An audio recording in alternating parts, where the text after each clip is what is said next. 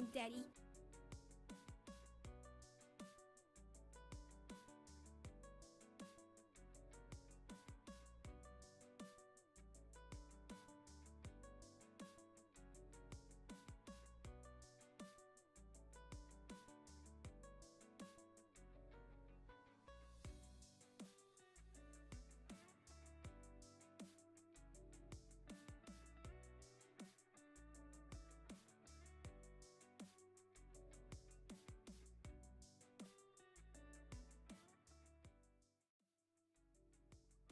Is it working? Is it working? Oh yeah, it's working. It's working. It's fine. Hi everyone! There's ads on Twitch in 2 minutes, so I'm going to ramble a bit before we start with the presentation. It's 2 minutes until 4 PM anyway, so I'm going to ramble for a bit. I'm going to welcome you all, and then we start after the Twitch ads. Is that a good deal? Is that a wonderful deal? I know, I'm so clever. I know I'm clever. Hi everyone, hi! How are you today? Hello, thank you for the gifted sub, by the way. Everything should be muted for now. I pinned some messages on YouTube and Twitch as well that the stuff is muted, because I'm going to read it at the end when we answer questions and stuff like that too. So yeah, that's the plan at least. That's the plan. Wait. Hi Killian, nice to see you. Hello, hello. My favorite orca. So yeah, we're going to wait until the ads are over, and then we're going to start. I hope you all get a piece of paper, get a pen, get ready.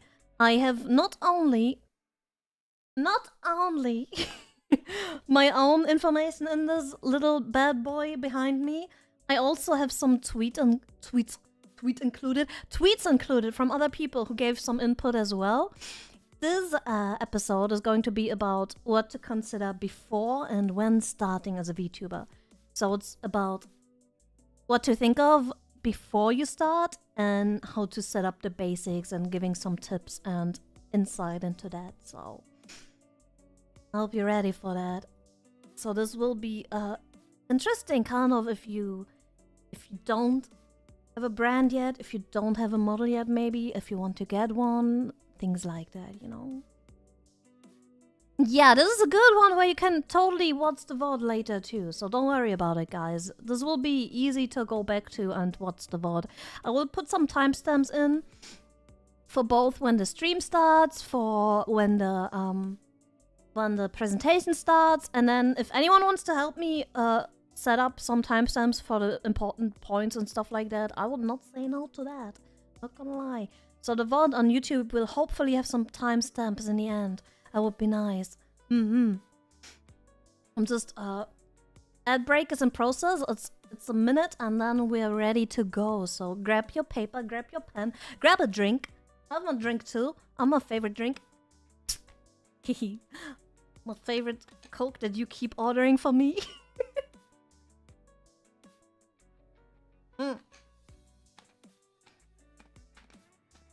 We will do what we can. Thank you so much. I would totally.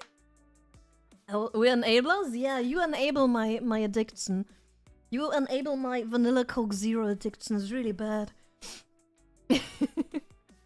We do like keeping the sock happy. I appreciate it. I'm very happy drinking my favorite drink. I can drink it every day right now, which is like, I'm not used to that. I'm really not used to that. I'm really, it's like my life has changed.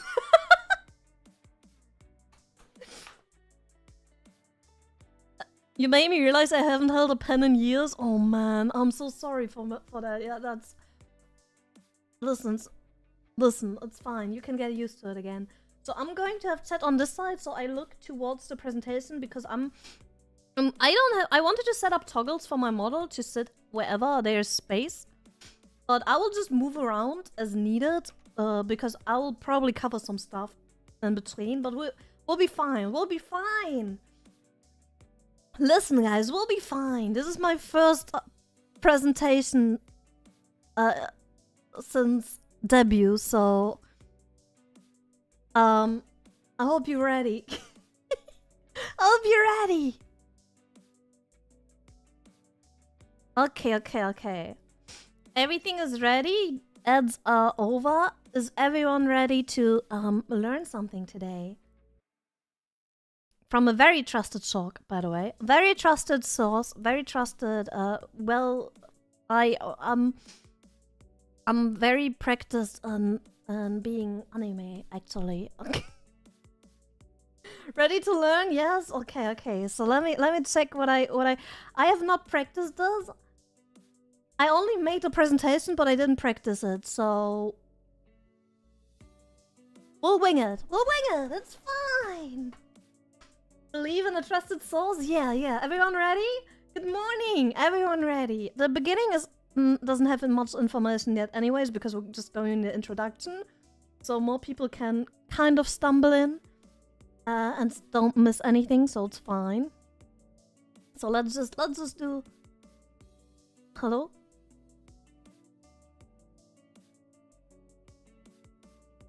So,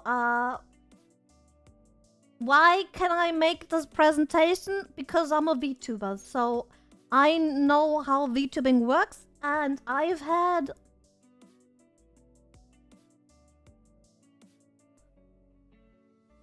2 debuts and 2 re-debuts in my life. 2 debuts, 1 re-debut, and another outfit debut. That's what those are my credentials. Yeah, I'm a VTuber. That's trust me, I'm a VTuber. Those are the credentials. So yeah. I have not only been VTubing, I also did other content before, and I was a face streamer before everything happened. So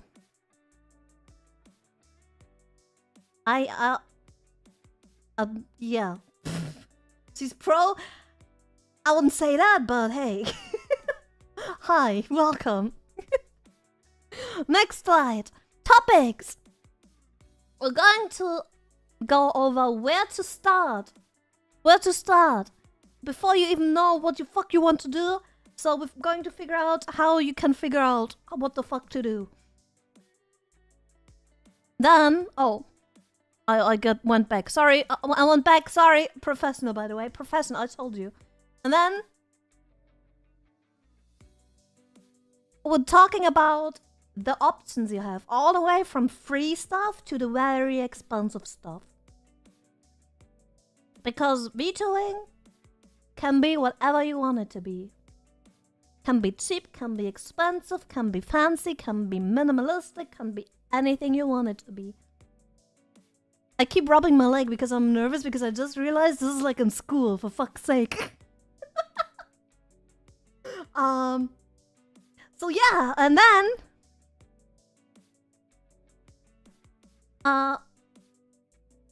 special Miya and community tips. We're going to talk about tips and tricks for you to have an easier start during all of this. And there's like tons of community tips and tricks as well. So it's not only my input. I try to make it more, like, give it more variety, so we cover as much as possible in this first episode.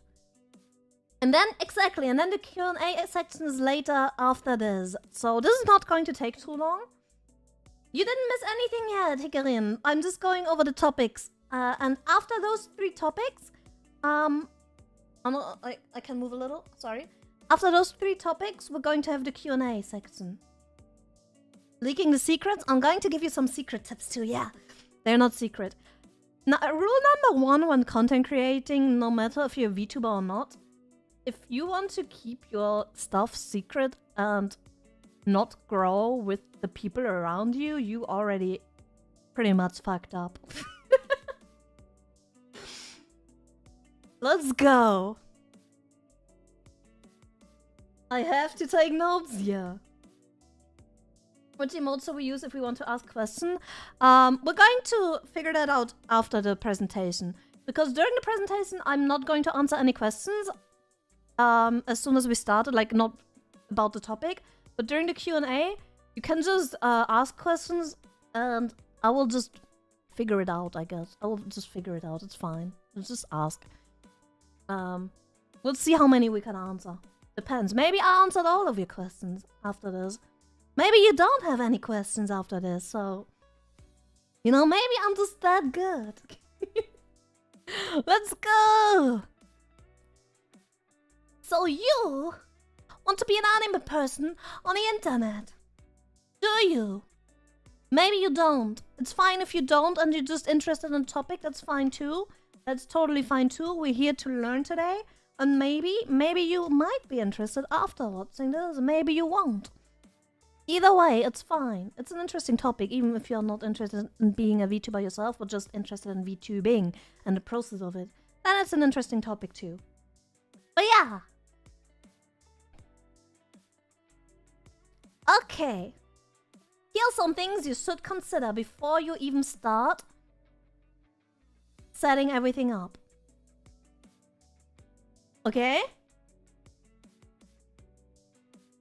Hiccups. I'm sorry, I have hiccups. Belated Happy Valentine's! Thank you so much. See you later. So, guys. You have to consider a few things before you even start setting up your VTubing career or your VTubing brand or your VTubing debut or whatever you want to do. Before you start, you have to consider 1. Are you new to content creation? If you never have done any content before and are like experiencing all of the softwares you have to use and all of those things for the first time, it might be a little overwhelming to figure that out while also setting up a VTubing career. So maybe just try creating some simple content first. If you want to be a streamer, maybe do a few test streams. If you want to make videos, maybe like sit down with the video editing software you want to use and make a few videos first. Practice a bit before you jump into all of it, because the software itself, like if you want to use LVS for streaming, if you want to use Premiere or DaVinci for video editing, DaVinci, then it will be a little, you know, you need to learn the softwares first before you do anything else. If you don't know anything of that, DaVinci.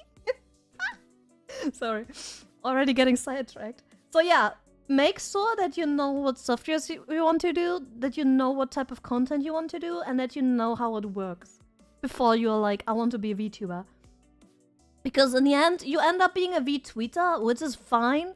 But if you don't even know if you like content creation, and if you can even do it, like if you even like physically, like if you even have the skills to do it, then like maybe you should practice first. Yeah, I think that's a good tip. Wanna use DaVinci sounds like a cool program. It does, it does. Next one. What content do you want to produce? Before you even start thinking about being a VTuber, do you want to do streaming? Do you want to do videos, short format, long format? Is there like a niche you want to do? Do you want to do, for example, very specific niche let's play videos? Do you want to do a specific game you want to kind of main? Or do you want to do variety content?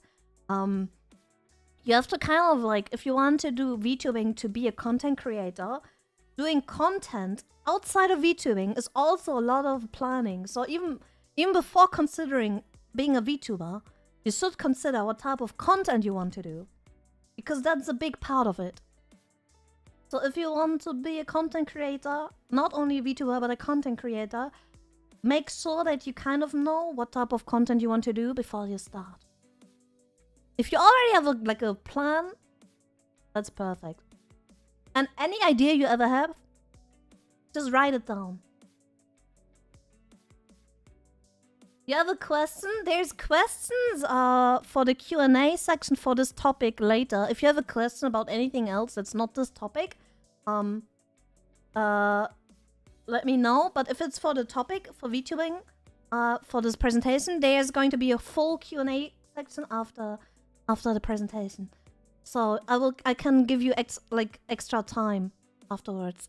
So you have, you know, I want to give you all the time to answer your questions, so I hope that's okay.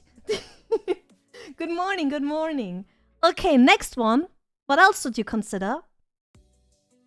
Are you financially stable?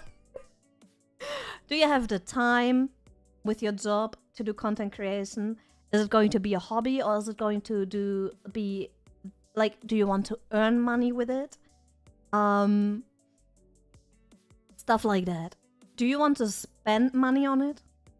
Because especially at the beginning, it's going to be more spending than earning. And even later, it's going to be very hard to not overspend on the content and earn enough to cover it if it's earned with the content alone. It's like finances are a thing with this. If you want to do it for fun and you have the extra income to spend on it, that's nice. If not, yeah, we're going to talk about all of the free and budget options and all of the tips and tricks from someone who had a very, very low-cost debut originally, you know? Yeah, it's going to start with no profit. If you already have a base for content creation, if you're already affiliated on Twitch somewhere, I was affiliated as a facecam streamer on Twitch before I started VTubing and had my first VTubing debut, so I could get some income. Even though it wasn't a lot, there was the possibility. So yeah, the initial investment can be high with VTubing. Doesn't have to be, can be. It's just something you have to make sure that if you spend money on it, that you are kind of like, that you're not, you know, going to, you know, destroy your personal life completely with it. It's very important. So yeah, financially stable would be nice if you consider having an actual VTubing debut, but we're going to talk about this in the next few slides. Don't worry about it. Okay, what did I write here? Before you move on, before you plan your VTuber debut, the following things are more important than being a cute anime person. There's some things that are a lot more important, and if you cannot nail them, if you cannot do them, you just stop right there. Just stop right there. Don't even consider VTubing yet. It's so negative so far, but honestly, this is really, this is coming from my heart. I'm doing this to warn you. Hello, welcome. First one. Yeah, that's a good one. First one. Can your PC handle the streams you want to do or the videos you want to cut? Can your PC handle the content you want to produce? If not, it will not be able to handle the content you want to produce plus VTube Studio. Will not work. I can promise you that. So your PC has to run the stuff. That's sadly a thing. Yeah, you should test run that. If it's not possible, there's no way you can just get a VTuber and run VTube Studio at the background, like in the background while doing all of the other things. That's not possible. So you can start on a laptop. It's not about do you have a laptop or a PC. If your laptop can somehow run all of it, even if it's maybe a little scuffed, try it. Doesn't hurt. You have everything on hand, try it out. But if there's no possibility to do it with your current setup, if the current setup just goes up in flames or just crashes every time, maybe it would be better to like put money into a setup if you want to do content creation, and instead of putting it into an anime avatar. Oh wait, we got a raid! Oh no. Oh no, wait. Now I need to check the raid. Welcome raiders, welcome raiders! Welcome! Thank you so much for the raid! We're right at the beginning of the presentation. We just started. Hi, I'm Miya. I'm currently today I'm doing the first episode of my VTubing 101 series. And we are going to talk about the things you have to consider before you start as a VTuber and when you want to start as a VTuber. So all of the beginning stuff, we're talking about that today. And we just started, right? Like a few minutes ago. And this is pretty much one of the first points I'm talking about, is the things you have to consider before before you start as a VTuber. So yeah, welcome Raiders. I hope you had a wonderful, wonderful stream and feel comfortable. I cannot get sidetracked too much because there's a Q&A section afterwards, so I need to get through the presentation, but you can totally stay if you're interested in VTubing and starting out as a VTuber.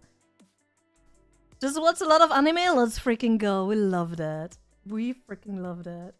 I'm so glad you had fun. Get some rest now, you deserve it, man. You deserve it. So yeah. Can your PC handle the streams you want to do or the videos you want to cut? If your setup can handle it, and you can move on to the next point. Which is... wait. Which is... I need to make sure. VTuber hardly even know her. True, same girl, same. Same for real, bro. So next one. So your PC, let's pretend your PC, you want to stream. Let's pretend you want to stream and your PC can run OBS and VTube Studio at the same time. What's the next part you need to figure out then? Oh, are you currently watching this video or other videos or streams about how to start instead of creating content? Well, fucking get to the game. Just create something. Stop watching videos and create.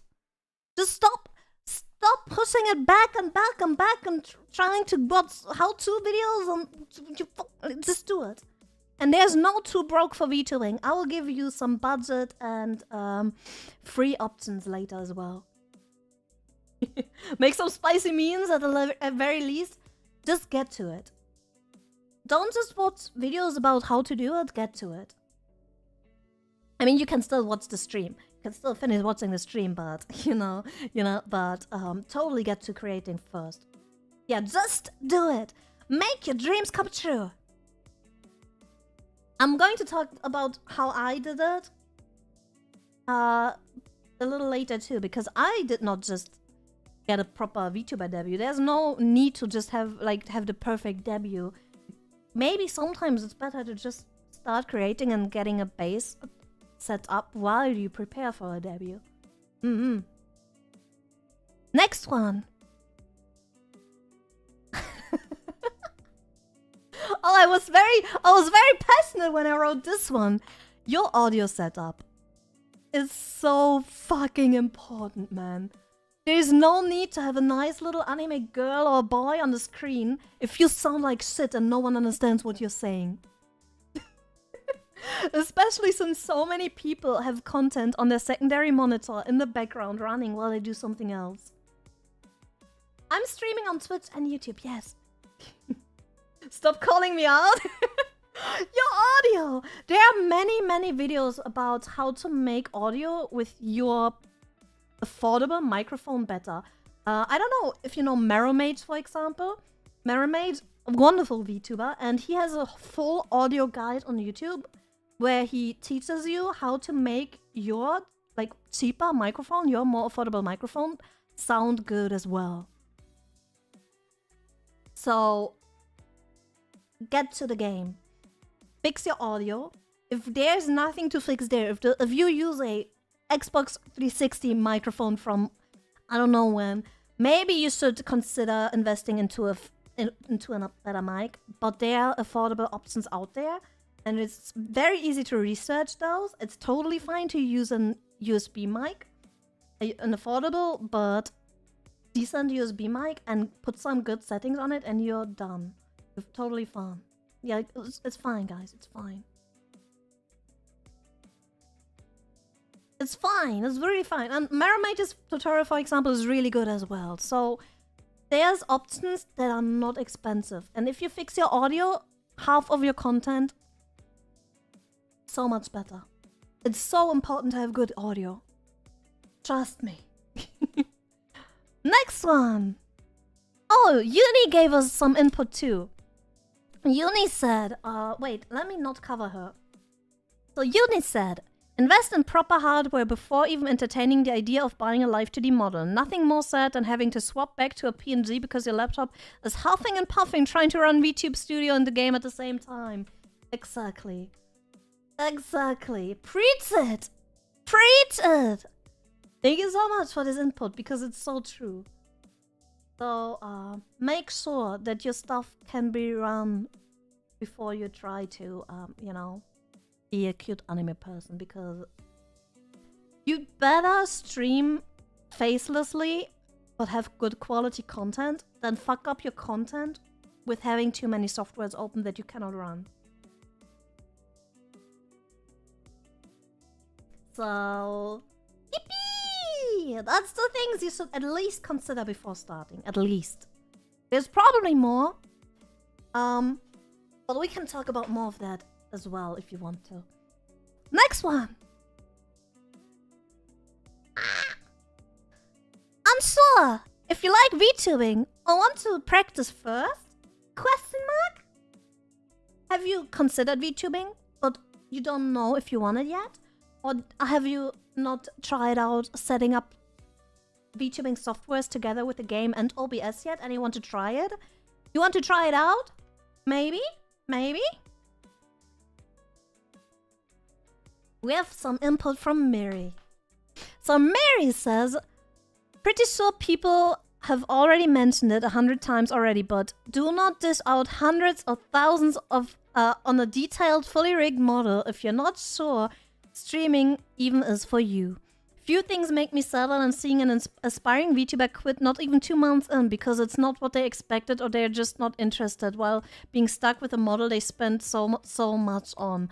And I guess on that note, don't spend more than you have. There's a lot of good options for the low price of $3.99 out there. Please listen to Mary.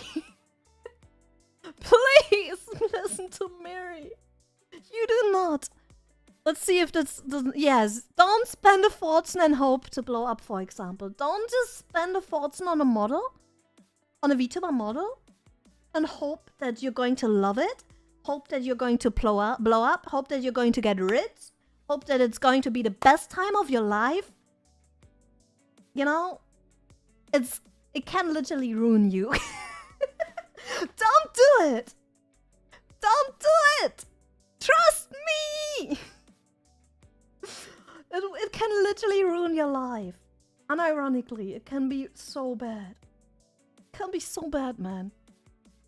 And no, blowing up is not only luck. People who blew up because they can keep the people entertained. If you are not entertaining, sorry, it's a hard to swallow pill as well, but if you're not entertaining, if you're just sitting on stream, never talking, just playing your game, not interacting, being very unsure about everything, people will not stay. If someone blows up and they become popular over a longer period of time, it's because not only did they get the first attention of the people, but they also kept the attention of the people. That's the difference.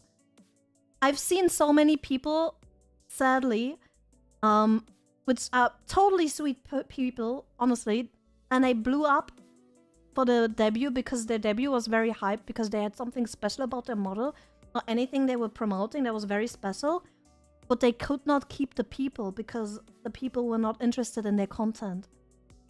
And that's the thing that hurts. So, don't just think, like, I've seen people with expensive fucking models who tried blowing up with their expensive debut with low video and expensive model and everything, and I couldn't keep the attention of the people after a big debut. And it's very sad. So make sure that first of all, you have the money. Second of all, you spend a reasonable amount of money, because you will not earn most likely at the beginning, except if you already have a base set up or a fan base set up, or like already have some income due to content creation. Especially as an indie.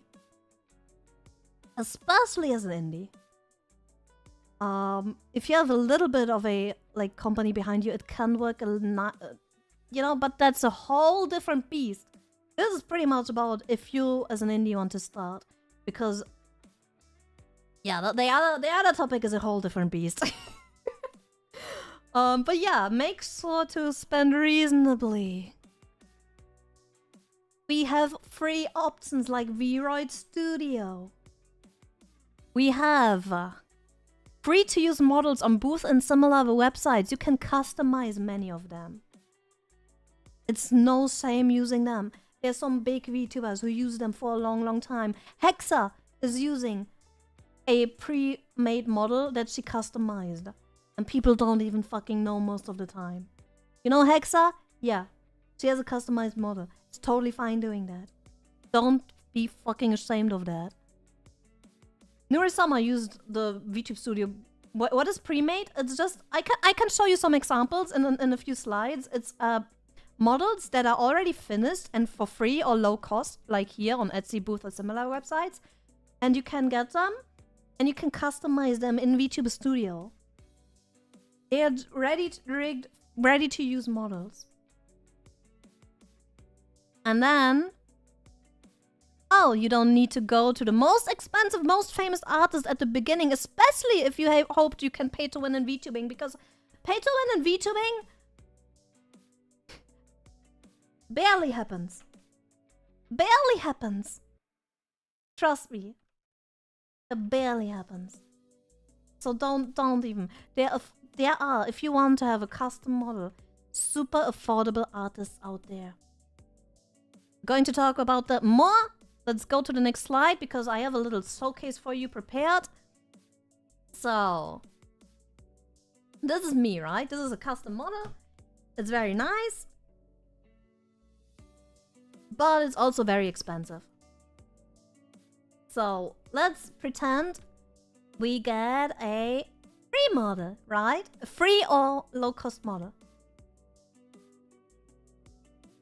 Let's see. I could be this.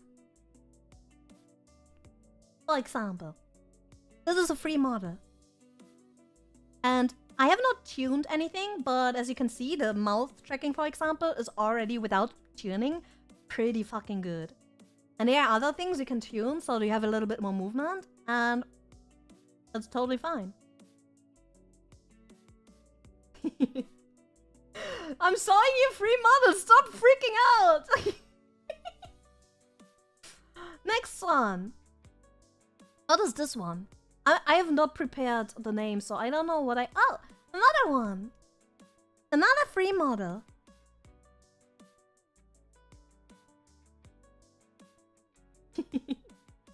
And we have this one.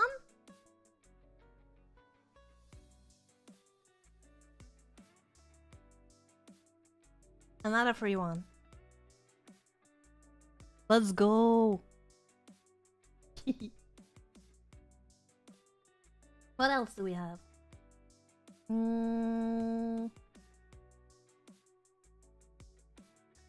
We have those pet ones too, you know, where you have like little pets.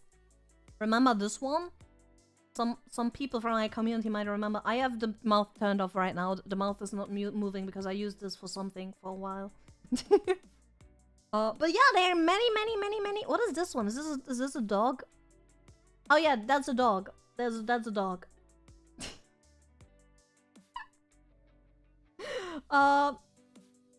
Anyways,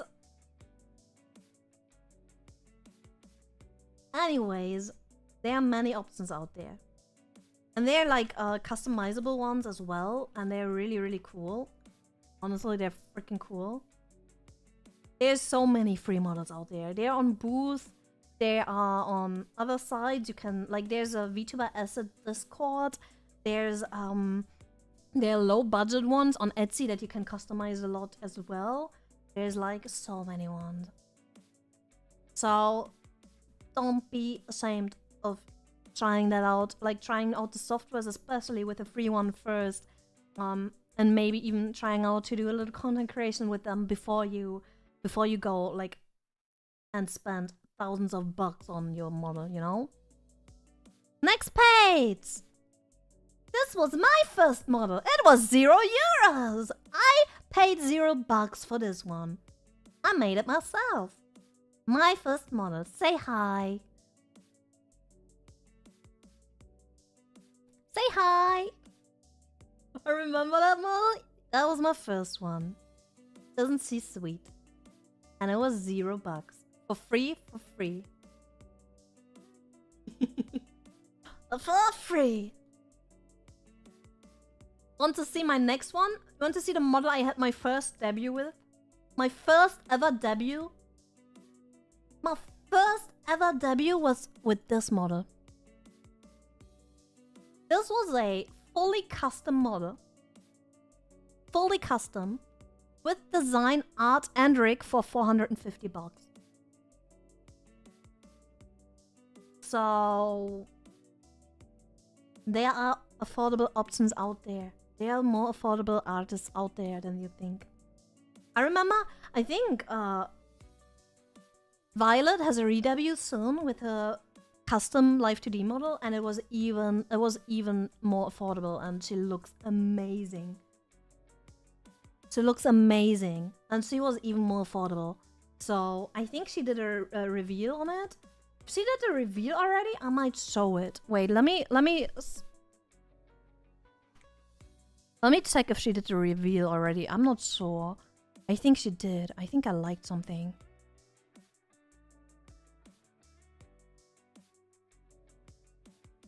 Oh, she did. She did reveal it. So this one? Sorry, Violet, for using you, but I know it's for education. I know you're fine. Also, your new model is beautiful. This is a new model, and it was even more affordable than my first model. Even more affordable. I don't remember the exact price, but I know that it was even cheaper than what I paid for my first one. So there are so many affordable artists out there. Also including Rig, by the way. Yes, also including Rig. Even more affordable, also including the Rig. So yeah, there are many affordable artists out there. So kinda incredible. People overestimate the price for the VTuber models. There are options out there that are a lot more affordable, but people are so used to the big artist prices, you know. Yeah. It's just, there are many affordable artists out there. Like for a VTuber, it's still a lot of money. I'm not saying that 400 bucks, for example, is not a lot of money. That's so much money. That can get me through 3 months of food or something more. For me alone, I guess. So yeah, but it's still, for VTuber models, still affordable. Next slide. So you do want to get a custom model. You're like, okay, I tried out a free model. I tried out the rewrite model or like a free model from Booth. But I know that the softwares are all running. I have my setup ready. I really want to have a custom model now. I know that I love VTubing. I know that I want to do it. I just know all of this. We went through all of this. I know for a fact that all of this is fine for me and I want to move on. So, what do we do then? Finding a trustworthy artist in your budget range can be hard, so make sure to not rush it. That's the only thing that's like, you know, with the budget artists and stuff like that, hard to find. And there's so many out there. There's so many artists out there. Some have like open slots, some have wait lists, some are not open right now, and it's going to be, yeah, underline trustworthy and your budget, yeah. It's why trustworthy, it's actually, there's a reason why I put that there. There's a big reason why I put that there. You cannot just go to, like, on Fiverr. Funnily enough, the one model that I showed you, my first model, was from a Fiverr, like from an artist who made her commissions over Fiverr. Fiverr is not bad, but you can find a lot of scammers out there. So make sure that you do good, like you invest some time into checking if the artists are good, if they're safe. Talk to some prior clients. Look at the VTuber models of artists and talk to them. Ask them how their artist was, how they liked the experience and stuff like that. Don't be afraid to talk to other people. Finding a VTuber parent is a lot of texting, a lot of writing of mails or texts via websites, a lot of talking about stuff. You have to spend a lot of time talking to people to find the right parent for you. So yeah. Next point. There's some lower budget studios which offer both art and rigging. My model, for example, the art of my model.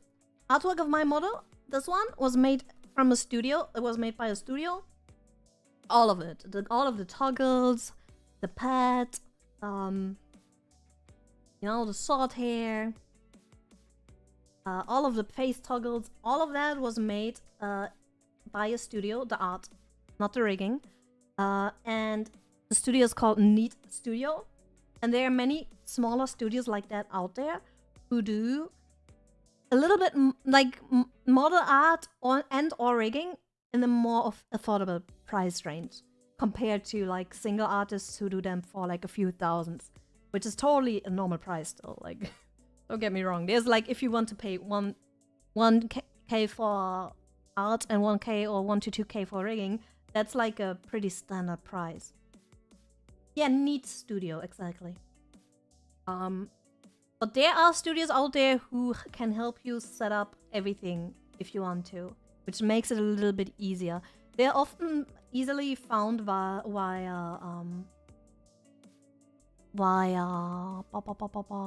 Twitter. They often have a Twitter presence, actually. So yeah, you can find some studios as well. You're the VTuber Elara talked about? Elara and I are friends. She teaches me how to smash and she's my mommy. I've heard of them before. Nice to meet you guys too. So yeah, there are lower budget studios out there as well as an option. Next point. There are also some artists who work together to make the art and rig together, and some artists do rig their own models, but sometimes you have to choose separate artists for rig and art. That can happen. So you have some artists that have like preferred rigger they like to work with because they can communicate with each other, because the art is cut in a way that sometimes it needs some different cutting for the rigger to make it more comfortable for them. And then you sometimes have to communicate between your art artist and your rig artist if they don't communicate directly. So for my model before being Miya, my latest model before being Miya, I had an artist who made the art. And then I had a rigger who was Vampy. And the artist Sarah, she made the art. And Vampy needed some fixes for the mouth and some smaller things. So I went to Sarah and was like, Sarah, can you do this and this for Vampy? And then she fixed that and sent it to me. And then I gave it to Vampy. And Vampy was like, yeah, perfect. And I kind of was like the bridge. I was the bridge between my artist and my rigger to make sure that everything is cut properly and the rigger can work with the art. And that can happen if you get an artist that is different from the rigger. But there are artists out there who do both. And there are artists out there who have rigger, who they closely work together, where they do the communications as well. So depending on which one you find, it might vary. And you need to be kind of prepared for that. So be prepared that any of those situations could happen. Next one. Oh yeah, take your time. Take your time when looking for a VTuber parent. You don't want to be scammed. You don't want to be unhappy with the product in the end. You want to be happy. You want to be taken care of. You want to be not scammed. You want to take your time. Take your time.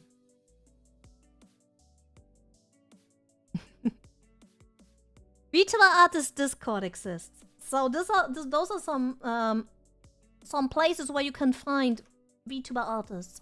There's a VTuber Artist Discord. There's VGen. You can find them via Twitter, VTuber Market, and literally looking at other VTubers you like and checking their credits. You can totally just look at VTubers where you like the models of and look at their parents and see if they are in your budget range or not. And then, those are the best resources. Fiverr and Etsy can work, but have a lot more scammers. So be careful. As I said, my first model was from Fiverr and it was fine. And I did a lot of research on the artist who also had a Twitter presence and also had other children already. So I could ask the children if the experiences were fine, and they were fine. So I could then, Meryl, for example, was one of my sisters. I could then ask Meryl and was like, was the experience good? And she was like, yeah, it was good. And I was like, good. And then I went forward and I was able to do it via Fiverr, but be more careful with sites like this. Understood? And the last one? Some people get their art done by their favorite scap artists, but scap is in Japanese. I know for a fact that some people, I'm over here, it's fine, I'm over here. Wait, let me just sit like this. So some people, right? Some people do get their art done by their favorite scap artists. So if you do know Japanese or any other language that kind of like opens up a new market, you do open up a new wave of potential VTuber parents. But that's oh god, that's so much work. Learning languages work. I don't know if I can do that. If you can do it, man, I'm proud of you. Tell me how it was. I know someone who has their model drawn by Hoyoverse artists. Yeah, there are many like gacha artists who also do like scap art or like VTuber art. That's really cool. Next slide. Oh, let's calm down again. Let's chillax a bit. Don't forget, you might need more than the model to start creating. Does it have to be expensive though? Does it? Does it? Any answers on that? Anyone knows the answer? Anyone knows the answer? Nope. What do you mean, nope? You think it has to be expensive? Of course not, you silly. No, no. Okay, okay. I thought you were scamming me. Okay, good. Does not have to be expensive. You want to see a secret? I'm going to show you a secret. I'm going to show you a big old secret. This is going to be a little bit embarrassing, but... Know your budget and limitations and work according to it? Exactly. Exactly. You want to see the secret? I'm going to show it to you. Can I open this? I'm scared. You see this person? You recognize her? You recognize her? Oh, shut up. I don't want to mute her. You recognize this person? This is an unlisted video, by the way. This is an unlisted video. And this was my first ever debut with my model. And I did not have a big budget. I already spent all of my budget on my model. With the 400 bucks I had was all I had pretty much. So I did this, which was my self-made starting soon screen. As you can see, self-made. I made this. I got this room from Etsy. There's a room I got from Etsy. There's my model. My model. And then I made a little slideshow. And then whatever, if there was like a little art in there that I did myself, I made a little art. That was the mama, my first mama, by the way. And then there's like the process of the design. And then I made my own. I made my own emotes and badges. No shame in that. It's totally fine. Even if it's scuffed, it's fine to make it yourself at the beginning. Don't be ashamed of doing that. Don't be ashamed. And I made my own logo. And even though it's not perfect, it was mine. It was the first time I did it, and it was fine. It was totally fine. And then I made my own schedule as well. It was not perfect, it was not professional, but I was able to start creating content, which was all I needed at that time. And sometimes it's totally fine doing that. But yeah, that was my first experience with any presentation, with any, what is it called? Any, you know, freaking VTubing debut ever, and it was not expensive. It was because the model was still 400 bucks, right? But everything else was like kind of put together, and I just slowly swapped the things out over time when I was able to afford it. And there's no shame in that. There's no shame in that. If you can do it yourself, you'll be cutting a lot of expensive, and it does not have to be perfect. Exactly like Will says, fans love it when you do yourself, when you do it yourself, even if it's not good as professional commission. Yes, because it has personality, and fans love things that you made for them and that you put time into. What do you think of using AI for those assets? I would not do that personally, because it's still, all of those assets are still art, and I don't trust art AI because it just steals from other people, and I don't want to do that. It's so easy to learn basic graphic design. It's so fucking easy. Let's go, next one. So I told you my secret. Please be nice about it. Do not be ashamed of making your own assets even if they are not perfect. You can still upgrade them in the future. Whenever you have some extra funds left, you can still upgrade them. And if you give your viewers something new every once in a while, it stays exciting for them as well.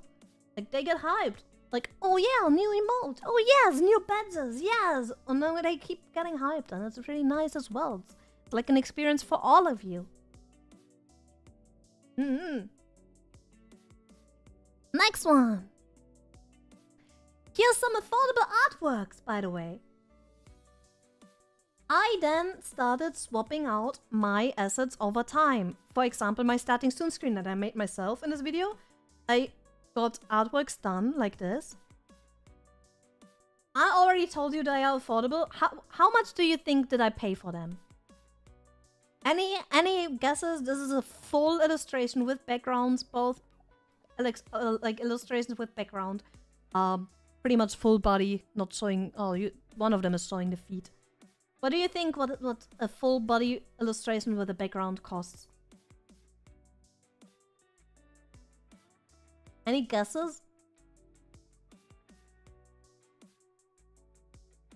Around 100? That's already affordable, by the way, for 100, but animated should be around 150, 50, 100 for the animated, 100 minimum. That's already affordable. There are artists out there who charge like 200, 300, 400, 500 for like a full body illustration with background. You know how much I paid for this? 500, 200? Yeah, it's in the hundreds usually.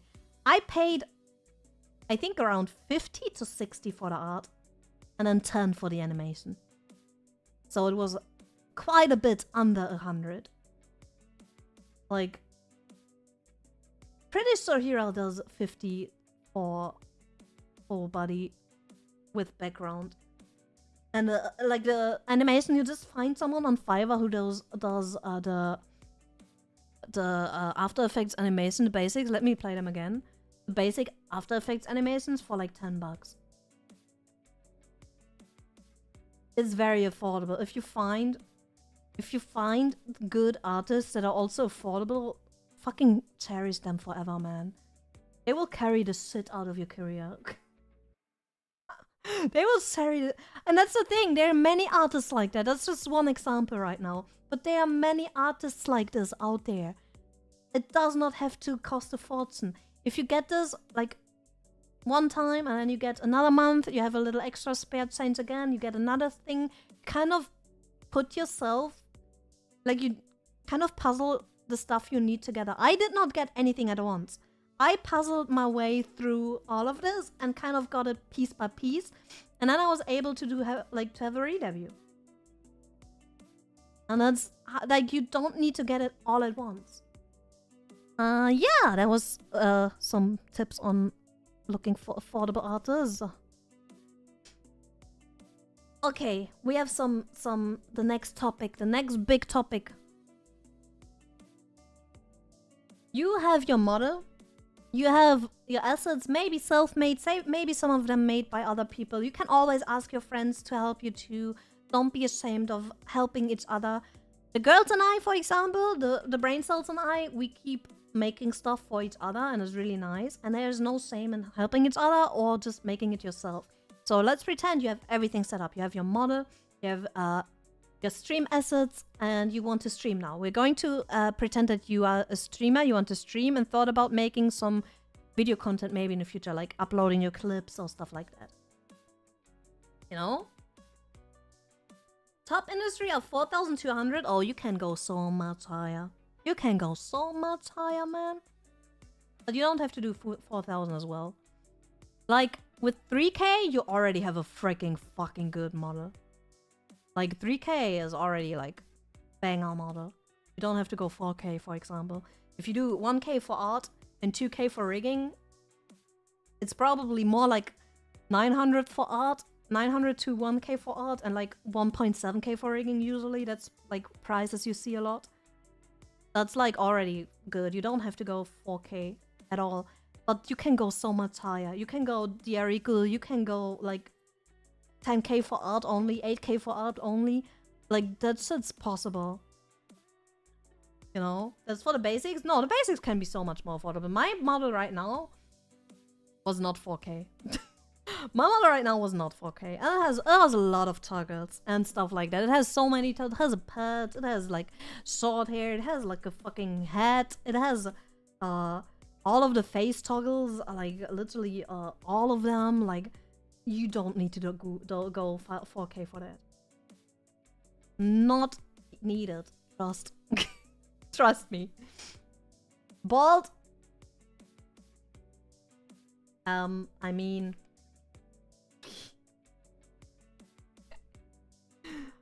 Anyways, let's pretend you have everything set up and you want to stream and maybe want to make some video content, like uploading your streams.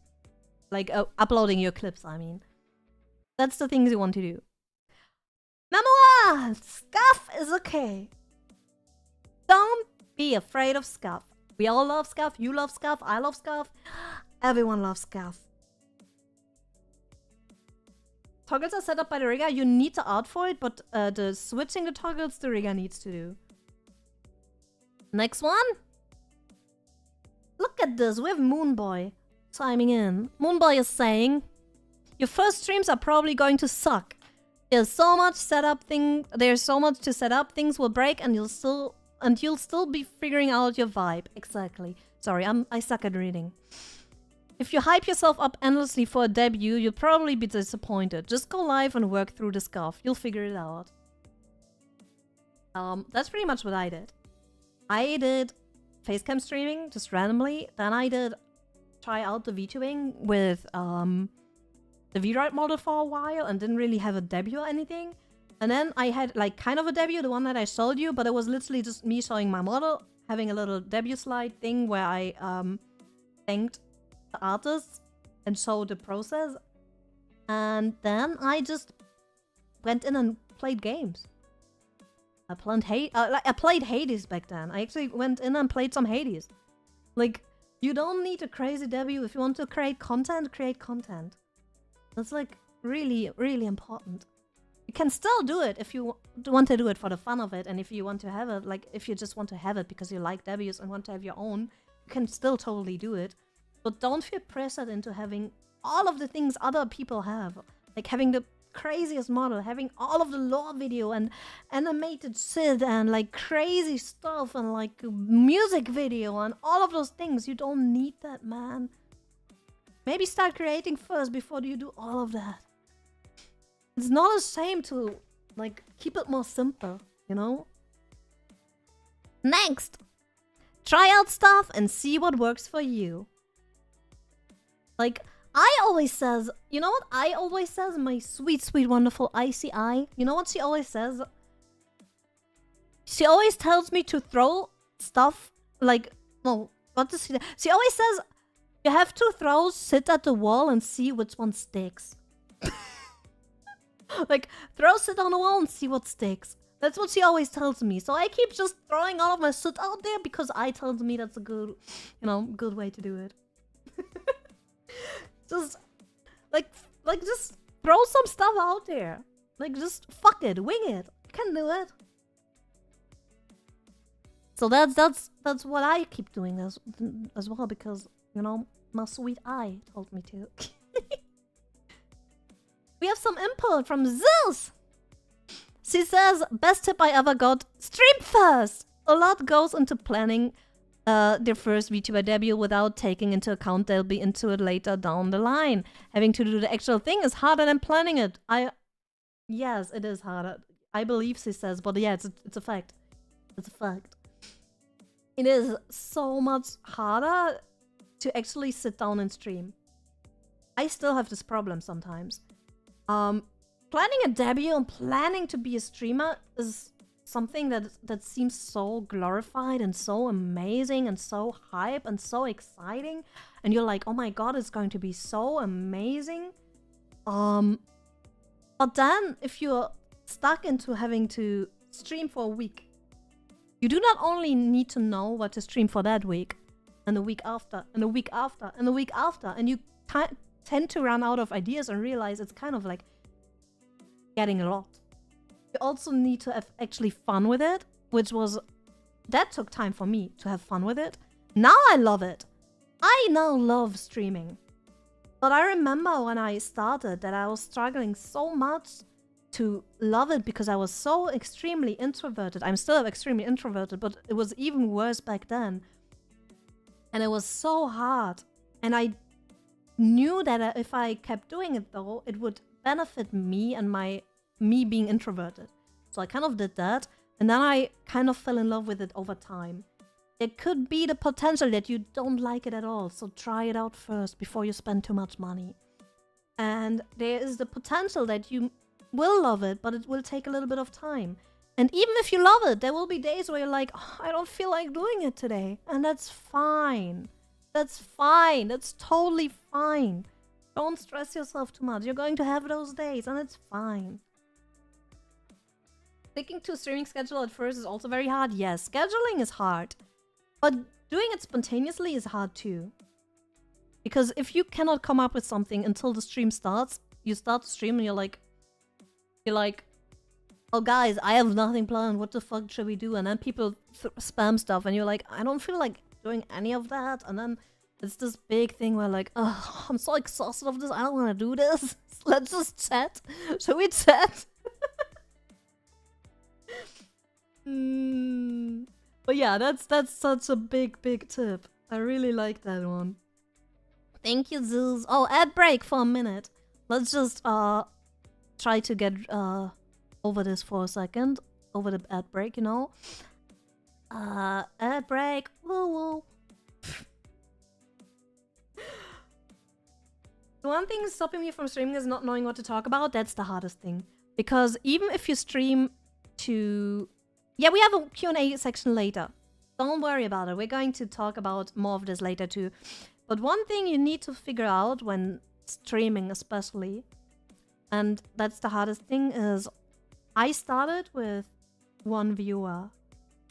I had 3 viewers usually, which were all my friends. I just packed them in my stream.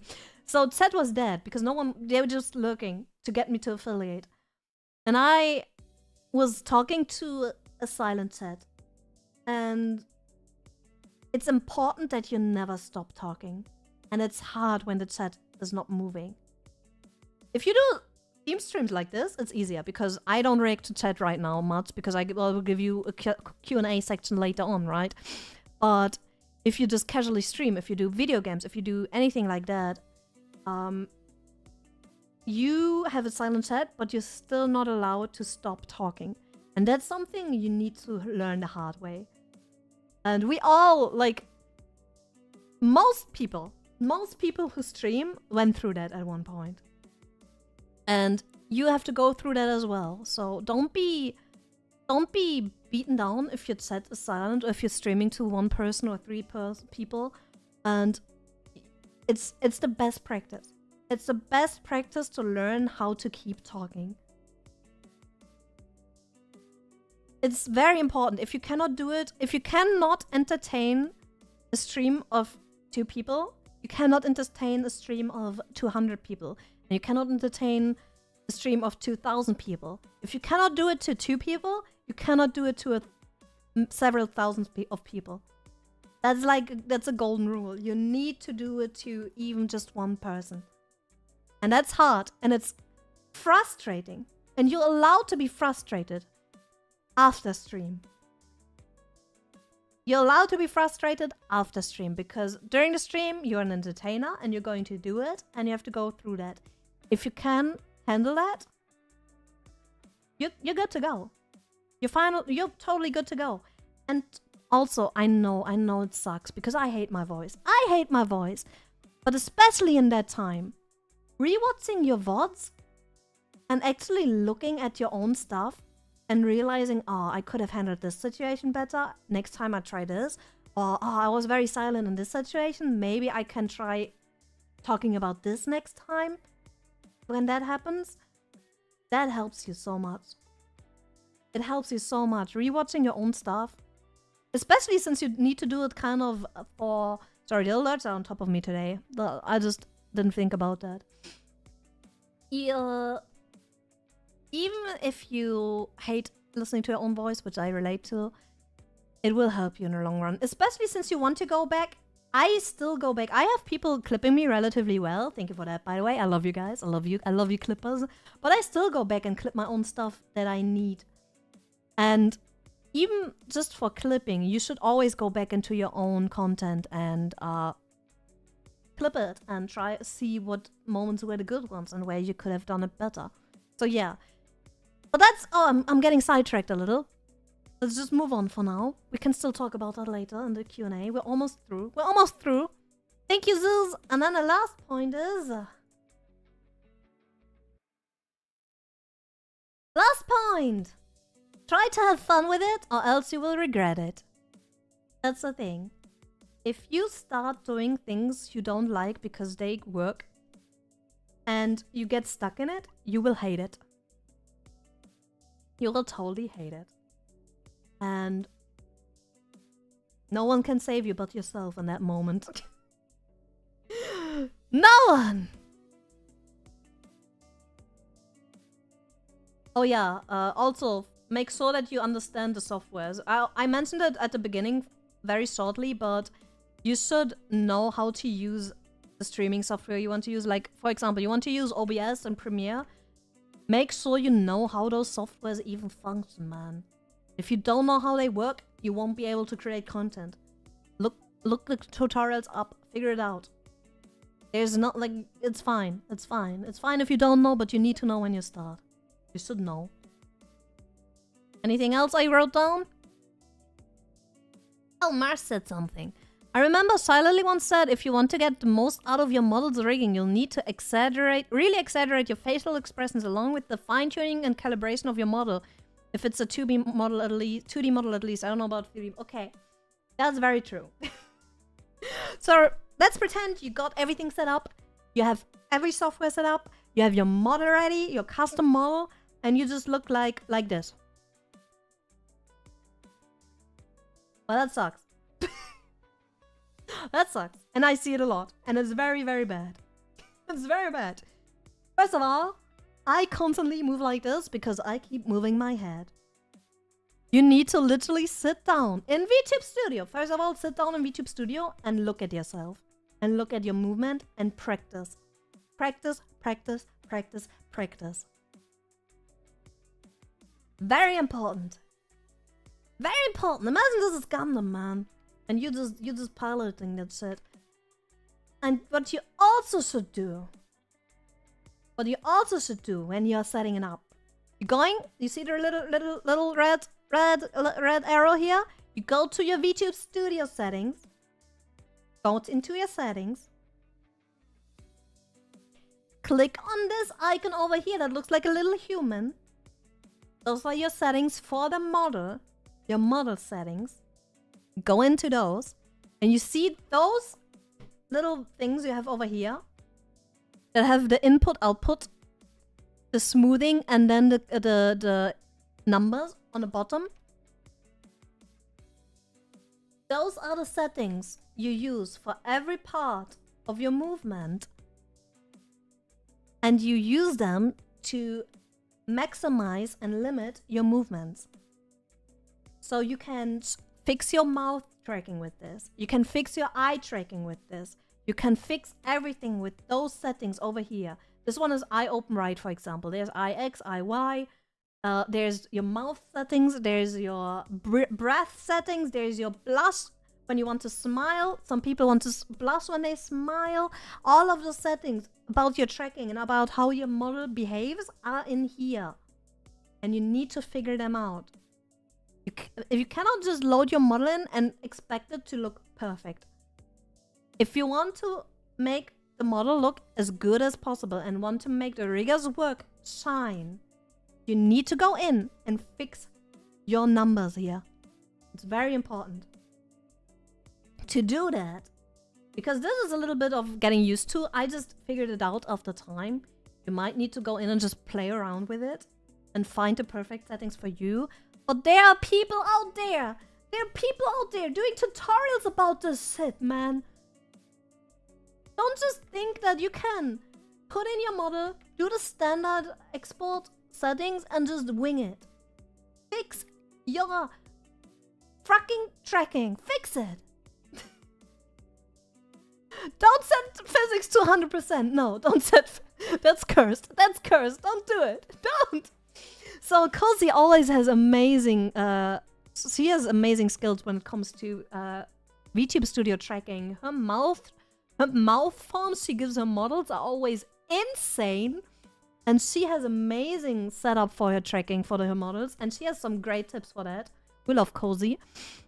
Also, Moonbits, by the way, has amazing tutorials in general. Like, she has a tutorial that I love, which I used for my karaoke setup, for example. She has a karaoke setup tutorial. She has many amazing tutorials about anything set up for your VTubing career. So there are people out there making amazing tutorials for that. Don't just throw your stuff in there and hope for it to look good. If you want to have it to actually look good, put the work in. It's going to take a few hours, but at the end, you're going to look so much better, and your scenes are going to look so much better, and everything is going to look so much better. And that's a process that's going to maybe take a while. Like, you're going to test out some settings in a stream, and then maybe later on you think, oh, but that could be cool, and you go back in, and then you try something else, and it's something you get used to and kind of work on a long time, in a way. I still go back into my settings and adjust them every once in a while.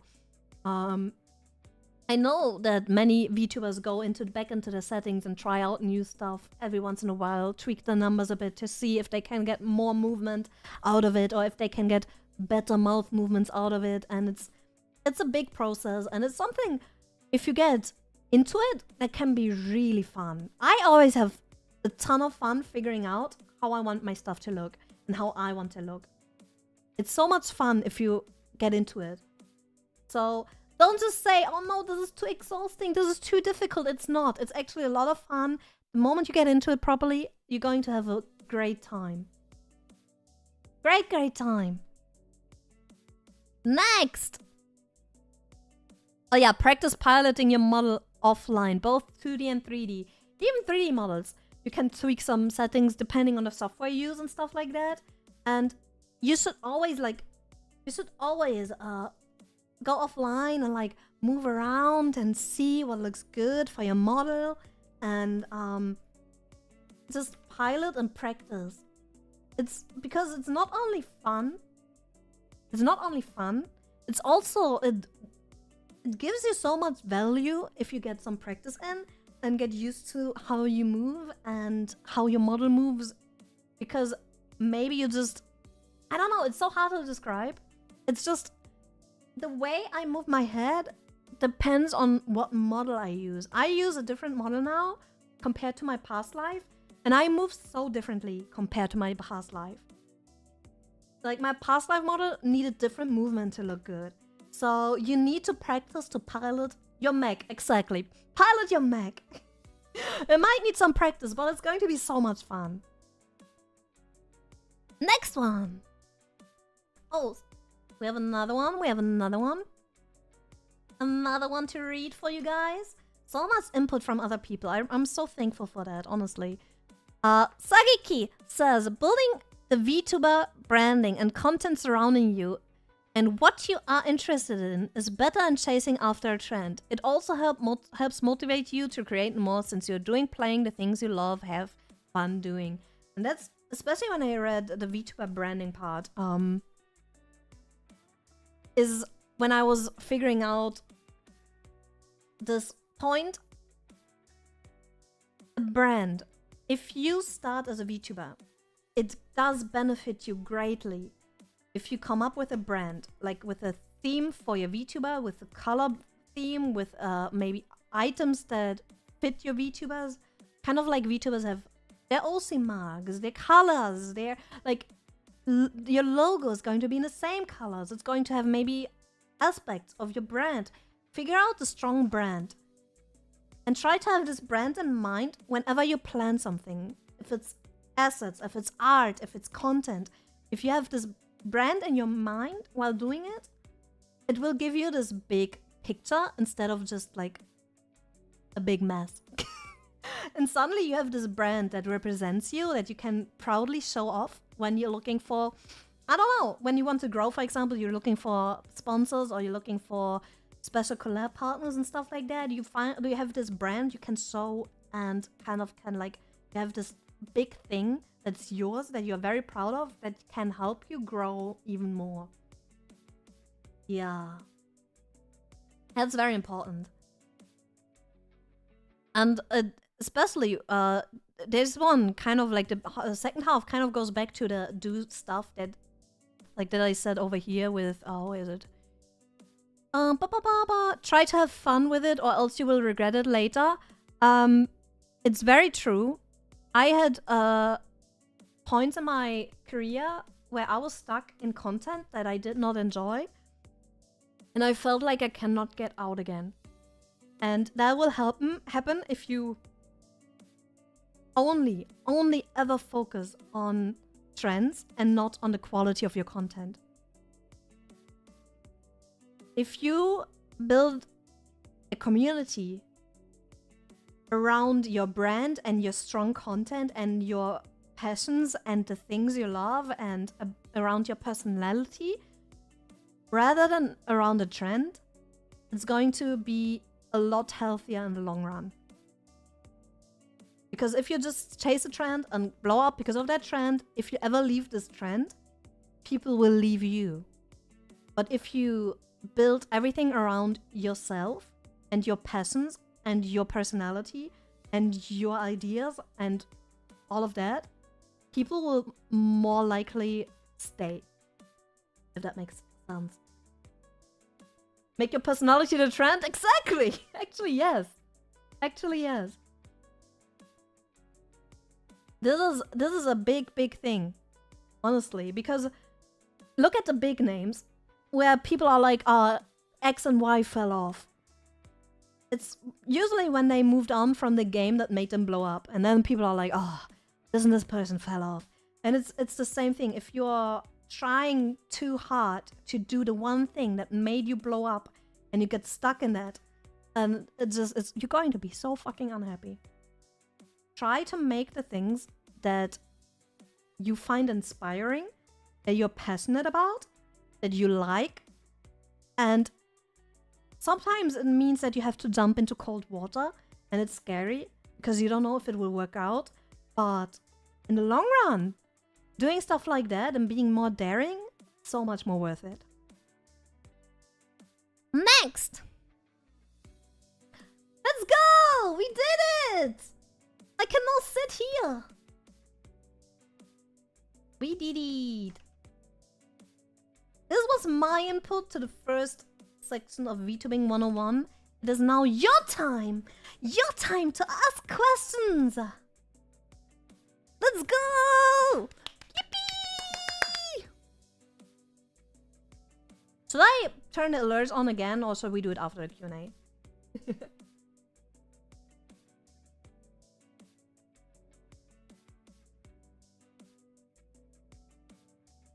Okay, let's just make sure that I don't miss anything. What can I and can talk or say on stream unofficially, if you know what I mean? I don't know what you mean. Like, are you allowed to swear? Are you allowed to talk about your ass? I talk about my period every time I have it. Like, is there something you're not allowed to talk about? Is there like taboo topics? Because I don't know, man. If you already said something to this, but any suggestions on how to create the vibe you want with your community? Really like it here. Curious how the streamer helps foster that. Honesty. I have no problem if someone is a bitch. I have no problem saying you're being a bitch. If you keep being a bitch, I will ban you. If someone gets too parasocial, I say I hate that. Don't do that. Be honest. It might scare you because you might think, oh, but I'm growing my community and now if I lose someone, no. There are people in there, if they don't respect you, they should not be part of the community. And that's as simple as that. Sometimes it's hard to do. Sometimes it hurts a little. But it's very important to prioritize staying safe and mentally healthy over one person that might just sit there and shit talk you. It's really a lot better. What about what platform to stream on first? If your focus is streaming, stream on Twitch. If your focus is more on the videos and keeping like precise video content and VODs and making long format videos, do YouTube. If you want to do both, you should always do YouTube anyways. Stream on Twitch and make one YouTube account for VODs to archive them, especially if you're not partnered yet, and make one YouTube account for video content and short content. But then you stream on Twitch. That's if you want to focus on streaming and video content in a way where you want to mix them. You should always be on more social media sites than Twitch. If you stream on Twitch, be on YouTube with videos at least. Try out some stuff like TikTok if you can. Try it out. I'm talking about if you want to do it as a content creator / grow. If you just want to stream for fun, stream for fun. Fuck it. But if you want to have growth, you should, especially clips are worth a lot. Maybe some compilations of streams for long video format. Like you can recycle your stream content. It's totally fine. Yeah. I just multi-stream right now because I started on YouTube due to the company. And now I don't want to abandon it anymore after setting it up and having my community there. But I also still missed Twitch because I originally came from Twitch. So I try to handle it in a way that I multi-stream on Twitch and YouTube. But I give both platforms their own streams as well when I can. So there will be membership streams on YouTube. There will be like cozy streams on YouTube, co-working streams, stuff like that. And then sometimes there will be a Twitch stream where I will game something for a longer period of time or do some cuts or games. So that's how I do it. That doesn't mean that it's the perfect way for you to do it. What's the recommended streaming program? OBS. I would always recommend OBS because it's more flexible. Sorry if I'm a little slow on doing this. I had like 3 questions on my fish. I told you to write them down! Can you repeat everything I just got her? What's the VOD? It's fine to watch the VOD. Have you ever streamed on mobile or know anything about mobile setup? I know that if you want to stream... like, I don't know a lot about mobile on YouTube or anything like that, or vertical streaming yet. I need to get into that. I know that if you want to stream on TikTok, you have pretty much 2 options, and one of them is off the rails. So you can use the TikTok streaming software to stream to TikTok, which sucks. It's a sucky software that uses a lot of CPU. Or you get this TikTok stream key, which is impossible to get over here where I am. So I don't even fucking know how you would do that if you want to stream from your PC to TikTok and not from your phone. But because as a VTuber, you cannot just stream your fucking face into TikTok, you know? So you need a streaming software like OBS. And I had it set up that I had 2 copies of OBS that could run at the same times. Because there's tutorials out there, but I never got the stream key for TikTok. So, couldn't do that. Yeah, you can start asking questions now.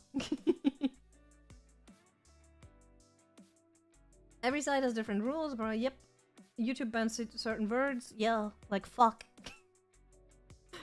No, I'm joking. You can say fuck. It's fine.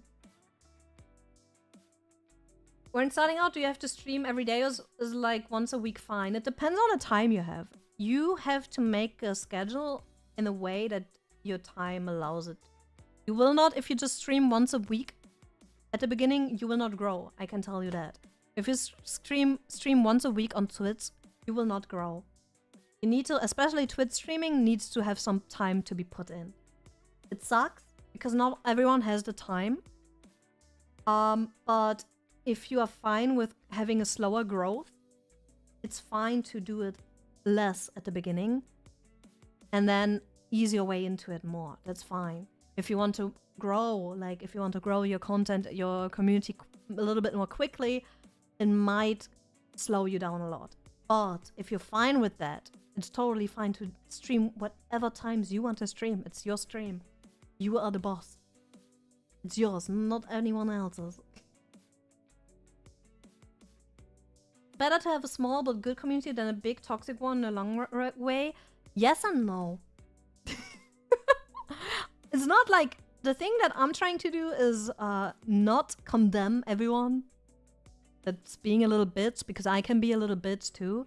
I just kick out the people that are over the top too much for now. And I will reprimand the ones that are being a bitch and be like, stop being a fucking bitch or you're out. I'm not going to ban them all right away. But there's a big plus on keeping your community more healthy. And the thing is, this is your space. This stream is your space. You have the control. There's no such thing as free speech in your space. People can say whatever shit they want. If you want to ban them, you ban them. And there's no way they can ever argue that, because it's your space. It's like coming into someone's home, into someone's safe space and being a bitch. Well, get banned then. And there's no way you should be ashamed of that or like embarrassed of that or something. Like, just do that. Like, this is about your mental health and it's very important. Oh, Neo, thank you for the super! Neo, thank you so much. How much does Twitter or rather social meta fill in your journey to become a VTuber? Again, you have to kind of split apart the two sides of, do you want to do it for now as a side hobby? Or do you want to grow your content into something that is supposed to like support you financially, like mainly? Like, do you want to do it besides your job? Or do you want this to be your main job and maybe only have a side job or no other job? You want to go full-time at one point. If you want this to be a hobby, you don't have to stress too much. If you want this to be a job in the long run, you should totally be on social media. And as many as possible. As many as possible. And you should spend time on that. Even if it sucks. I'm not the biggest fan of Instagram or Twitter, but I'm on Instagram and Twitter. And I'm going to spam my content there as much as I can. And that's like pretty much with... I think I currently do Twitter, Instagram, TikTok, YouTube, Twitch, at least. And that's a lot. It's a lot. So if you're willing to do that, to grow your content, go for it. Because it will help. It will definitely help. Big time. Everything you said in that presentation is all about stream, but what if you want to do just recording? Oh, I mentioned that it's pretty much the same for video content too. But the same thing kind of applies to video content. You do not need an expensive model for the video content, especially for the video content, because you can make so much more happen with editing magic.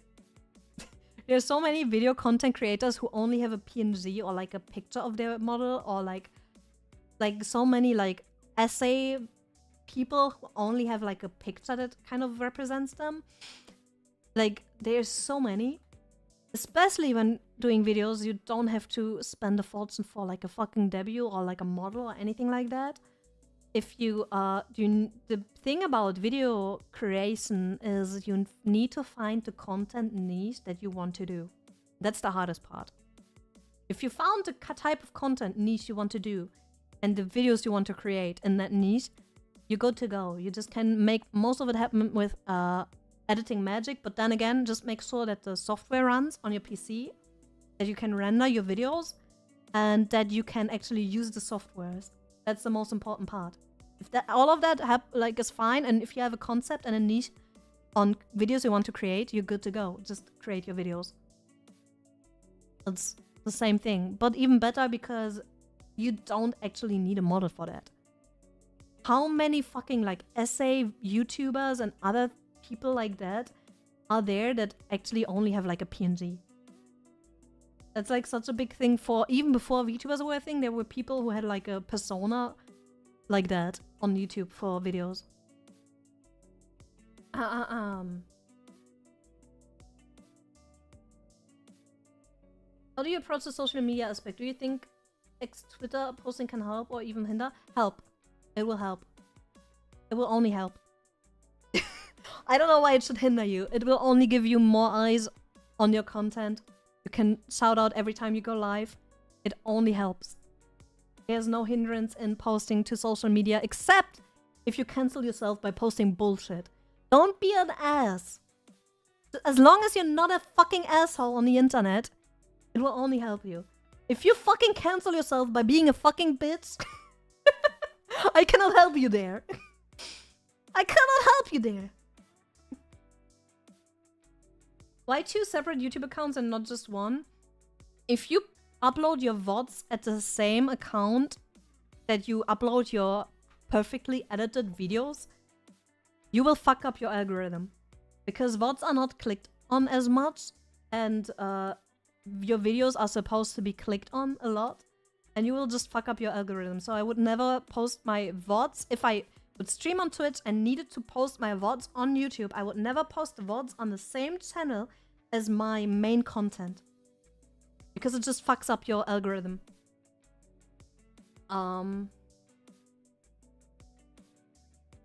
Was most scuff occurrence and how did you battle through it?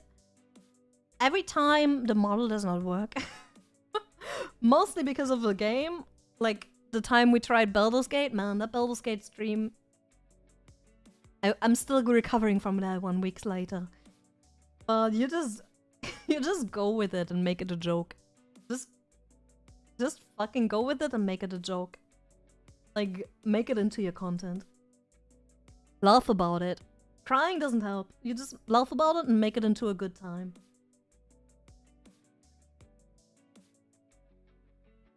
Do you have to debut as your first stream? No, not at all. We have a little ad break on Twitch right now, so I'm going to take a few minutes to get a breather and drink something, and then I will answer that question, because that's a very important question. We only kind of mentioned at the sidelines during the presentation, but it's a very, very important question actually. Let me drink something real quick.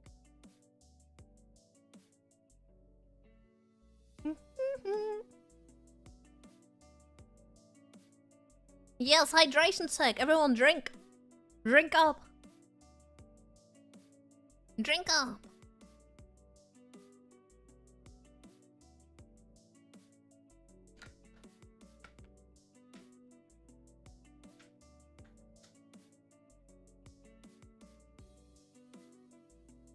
Thank you so much for the subs, for the YouTube subs and the Twitch followers today.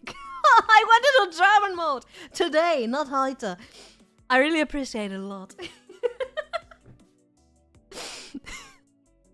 Oh, I'm such a fucking. Thank you for the follows. I appreciate it a lot. Common Deutsche. Yeah, when the German hits hard, man. Okay, 5 more seconds. 5 more seconds, and then we'll answer the question. Hello, Twitch ad break people. Are you back? Are you back? Welcome back. I'm going to answer the question we just had now, which is, do you have to debut as your first stream? And honestly, no. No. I would say, let's pretend you want to stream as a VTuber and you want to plan a debut. and you're just starting out. You haven't streamed before. And you want to do this on Twitch. Let's make this a little experiment of thinking that that's the thing you want to do. When you debut, you won't be affiliated yet. If you just straight up jump into your debut. Which is bad. Straight up bad. You have less tools. You have like less of anything you can. Like, it will restrict you so much. Not being affiliated on Twitch will restrict you. So make sure that you stream for a while to 3 viewers and get to 50 followers on Twitch. Make your friends help you if needed. I had my friends help me and sit in my streams for that. It's totally fine to do that. Get affiliated before you do that. Get a little used to creating content as well. Try to make content you like. Try to stream the games you would enjoy. Try to do the things you would like. Try to get affiliated.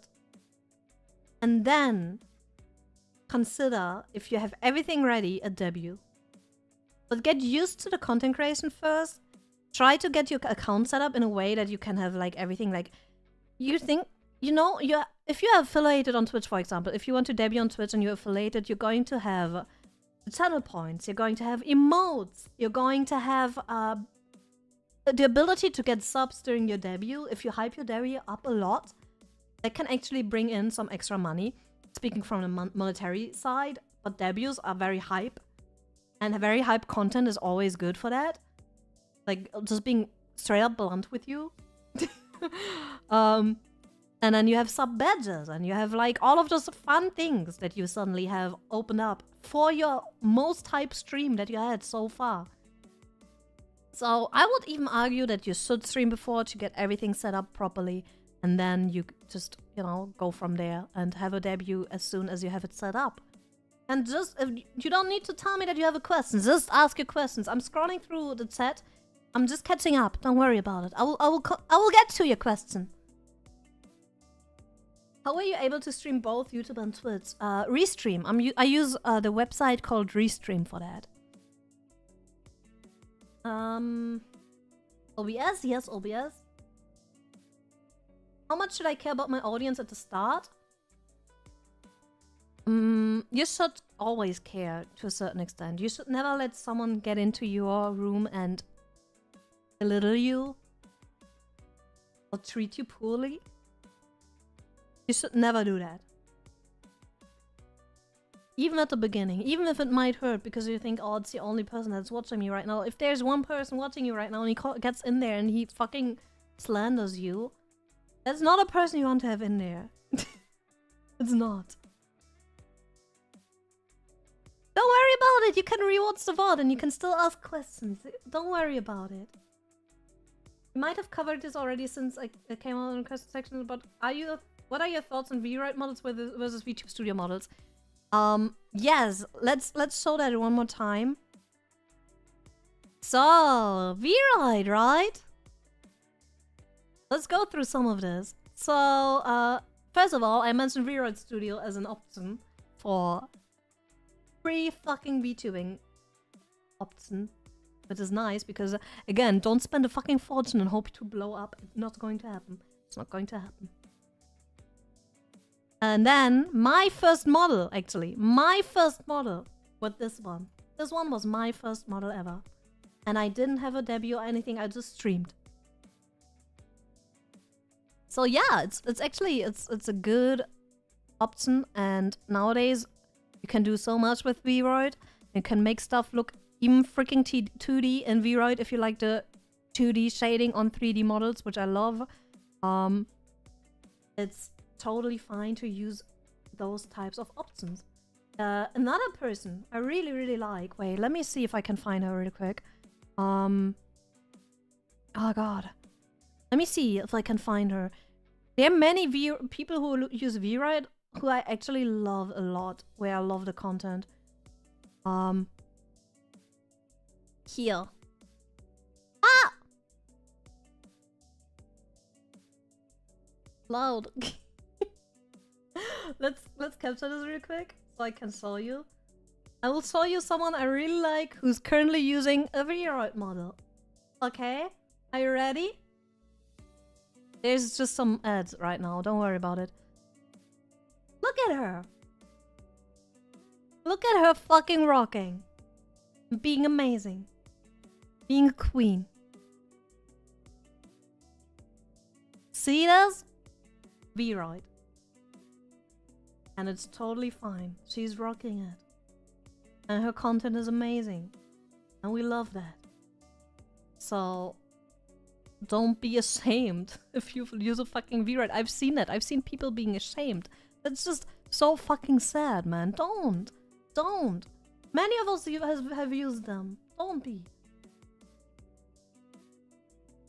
How long or how low-end PC laptops should they focus on making content that has lower CPU usage or games that the VTuber? I use VTuber kit for my model. I'm not the most versed on technical stuff. I used to only play a certain amount of games, like some specific games, to make sure that my CPU would not burn when I had my old CPU. I was not able to play one of my main games back then, which was Warframe, so I had someone help me with RAM, actually. I had a RAM problem, so someone helped me get some RAM. And I swapped out my CPU. There will be games, even then, that will not run, even if you have a pretty good setup. My setup is pretty decent right now. I still have some games that won't run. It will always happen that you have to filter out the ones that you cannot personally run, and it happens to all of us. It's something we have to go through. I remember Melody and a lot of VTubers saying early days that the best advice is consistency. Yeah, just be there. Just show your face. Showing your face. Show your face. Remind people that you're there. Are YouTube shorts still the bringer of views? Yes and no. They will bring you the most subs on YouTube, and they will bring you the most engagement in a way. And that's very good, and you will grow from them. But it's not as easy to hit the algorithm anymore right now. But you can still do it. There will be some rogue shorts that will hit the algorithm and boost you, and then you'll happy little bean. Just don't expect to earn much from it, because the earnings from shorts is like a few cents. Like a cent for 1,000 views or something. It's really bad. So there's no earning, there's only, like, you can do them to grow though.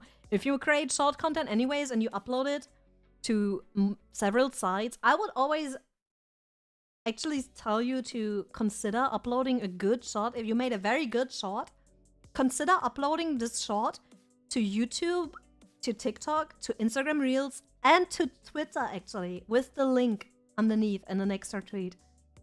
Like, show your face everywhere.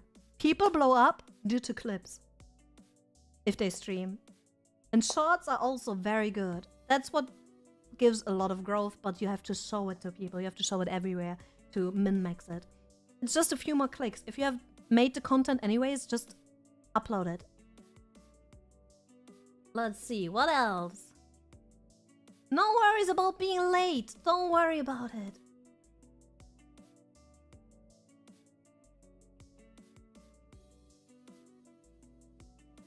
I'm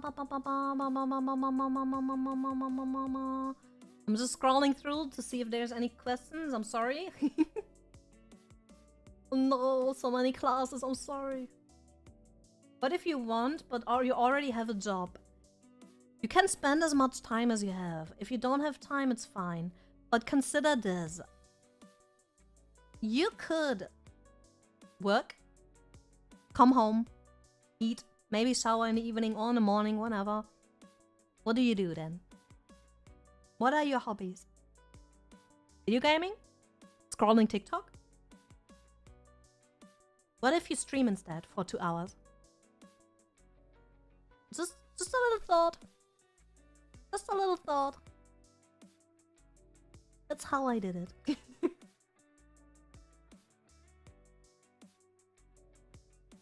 If you had a reason for not talking in the lore, do you think a VTuber who doesn't talk could make it? Yeah! There are tools to help you with that. There are VTubers out there who do not talk. Let me see if I can find her.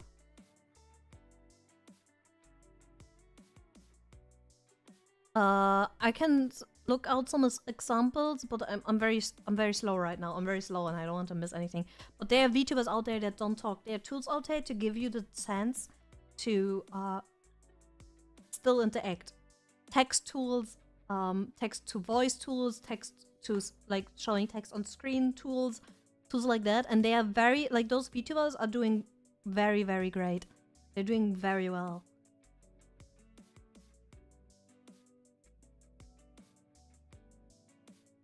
I've actually got hard time using social media. That will not change. But if you are behind a VTuber, if you're behind a brand, you're not always yourself. So you don't have to share your personal stuff if you don't want to. You can pretty much... You can do it like I. For example, I is keeping her stuff very in character all the time. And it's totally fine to do that. And this way you can enjoy social media in a way where you don't have to bring your personal life into it if you don't want to. And that's actually... It helps you kind of, I don't know, see social media in a different light as well. If you want to do that. Does doing collabs with bigger talents get you any new subs, follows? Not necessarily, no. It's not really about getting any new subs or follows. It's more about... I see collabs as growing. For me personally, everyone sees them differently. For me, it's kind of like, because I always was so introverted and I had a hard time talking to people, like even just going into a Discord call with people I already know, talking to people, calling people, going like picking up the phone, talking to my waiter, ordering food, anything was hard for me. So I see collabs as personal growth for me personally, because I now sit down and talk to people I might not know very well, and I will go and have a good time with them, and I will go and try my best to enjoy it, and I do enjoy it in the end, and it's a big learning thing for me. I also see it as a kind of like a getting to hang out, and also see it as a also as good content, honestly. I just really like the content of collabs, personally. I love watching collabs. So if I make a talk show where I invite VTubers, I just personally really think it's good content.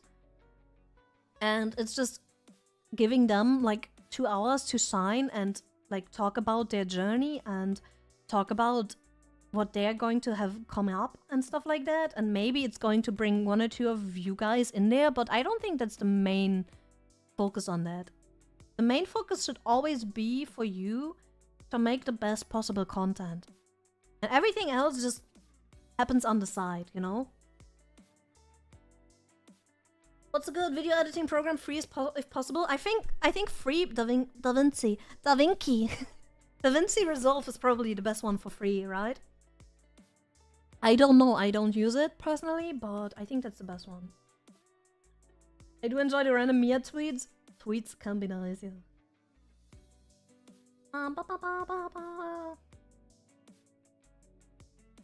What else?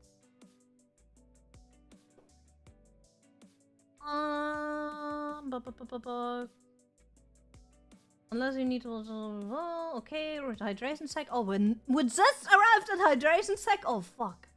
No, I did not shotgun my coke.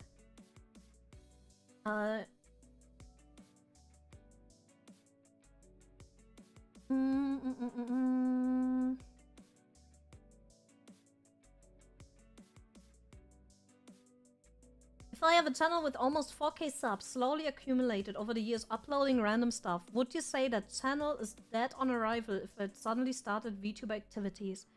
I have never tried this personally, so I'm not 100% sure. You might need to test it. I cannot promise you anything. You might have a little, like... Your algorithm might be a little bit weird, maybe? Especially since if you click on the, like, your short, for example, and you click on the option to send it to your subscribers, and they don't click on it because they're not interested in it, it can kind of fuck up your algorithm there. You might need to test it out, though.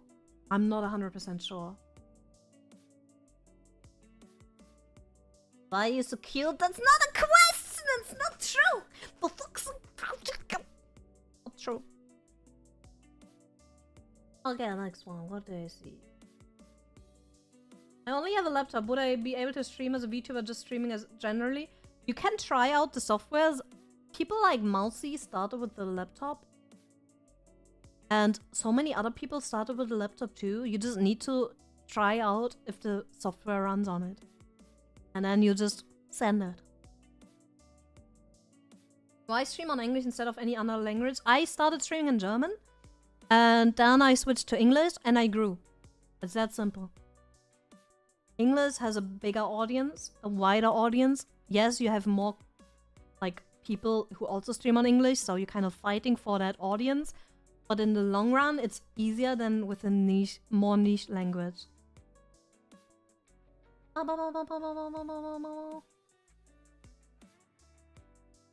How do I be sassy as Miya? You can't. I'm just built different.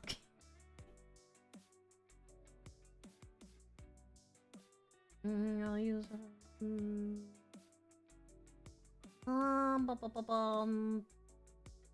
why are you here? Will always be a troll, or maybe yeah, you Sorry, I'm just kind of skimming through it to see where the questions are, and then kind of see your comments as well. VRide is what exactly? It's a free app you can get on Steam, and you can make 3D VTubers, custom make them in there, and it's actually very easy to make them in there. Just look up VRide Studio on Steam and look into the software and you will figure it out. It's very easy to figure out. Any thoughts on 2-computer streaming? I would love to do that. If I had the money, I would do it. I love it. Makes your life so much easier in a way that you can run so much better stuff. It's so hard sometimes to run a game and my model, and I have a decent PC.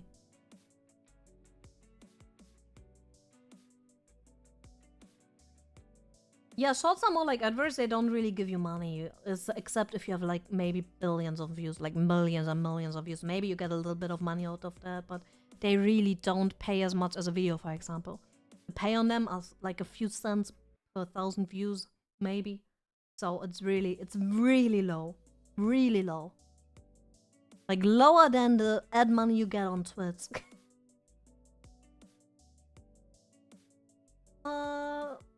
Yeah, Zen doesn't really talk. She didn't talk at all at the beginning, and now she has like the voice over thing, right? That's true.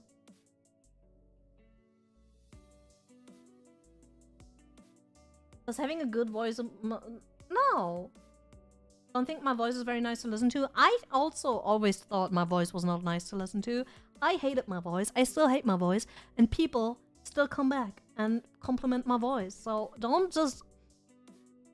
If you already struggle with the way you see yourself, streaming might actually help you. Because I'm the same. And it helped me a lot to be less socially awkward and feel less bad about certain aspects about myself. So honestly, no. Just go. Do it. There's so many different people out there. You will find your community. Mama.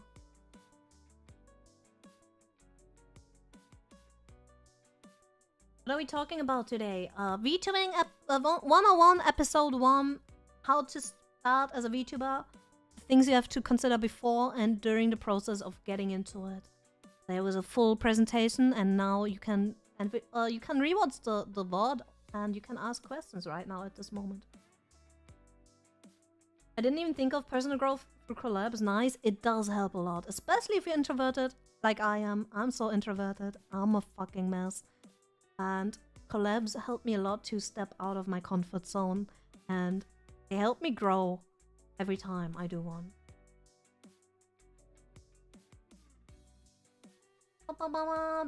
Da Vinci.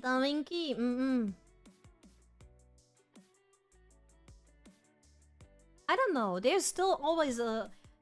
I could be all about, yeah, be yourself, enjoy what you do. Just all of those things instead of looking at growth. But we're all... if you want to grow as a content creator, there are things to consider as well. So you have to find a healthy mix of doing what you love, being yourself, doing all of those positive things that where you would go, yeah, girl boss, slay queen, but also considering the growth you wish for yourself and the quality of content you would like to produce. So you have to find a healthy middle ground there. You know, it might be a little tough at the beginning to find your way in all of this, but you will find it. You will find it. It's fine. You will find your way.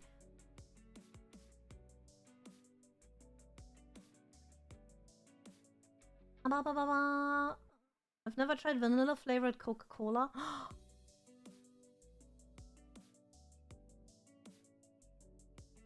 How could you do that to me? Best drink. Best drink! Fuck.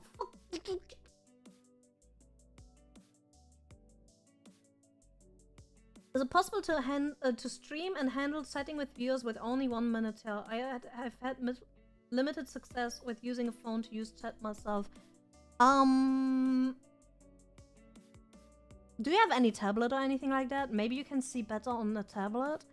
Otherwise, there might be like some overlay things that you might be able to use. Like, if you Google streaming with one monitor overlay chat, something like that, there should be maybe an option where you can get like a gadget or like a app or like an add-on where you have like an overlay chat over your game, if that doesn't annoy you too much, where only you can see it and not your stream. Maybe something like that. I'm not sure though. I have not tried that yet. Before I had 2 monitors, I used my graphic tablet as a secondary monitor to do that. Being male or female makes a difference in your audience or content. Yes, it will always do that. Even if you don't want it to happen, even if you pretend like it wouldn't affect it, it will always happen. It will always impact the way, like, which people join, who's interested in you, who will stay, what type of content people are looking for. There's people who want to watch Asmongold, and then there's people who want to watch me. There's people who want to watch Pokemon, and there's people who want to watch a fucking ninja, and then there's people who want to watch... And it always has a certain amount of... Like, gender is not completely out of this equation. It will change the people who watch you.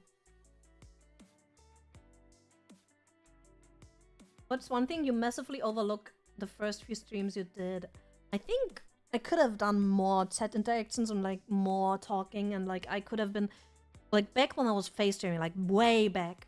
I think I could have just been more, you know? I could have just talked more. I could have just made more content instead of just playing Final Fantasy 14 or something. I could have just been more of a creator. And I learned from that. Let me just put on some light because it's getting dark. Give me a second. But that's something you learn over time. That's something you have to get used to and learn over time.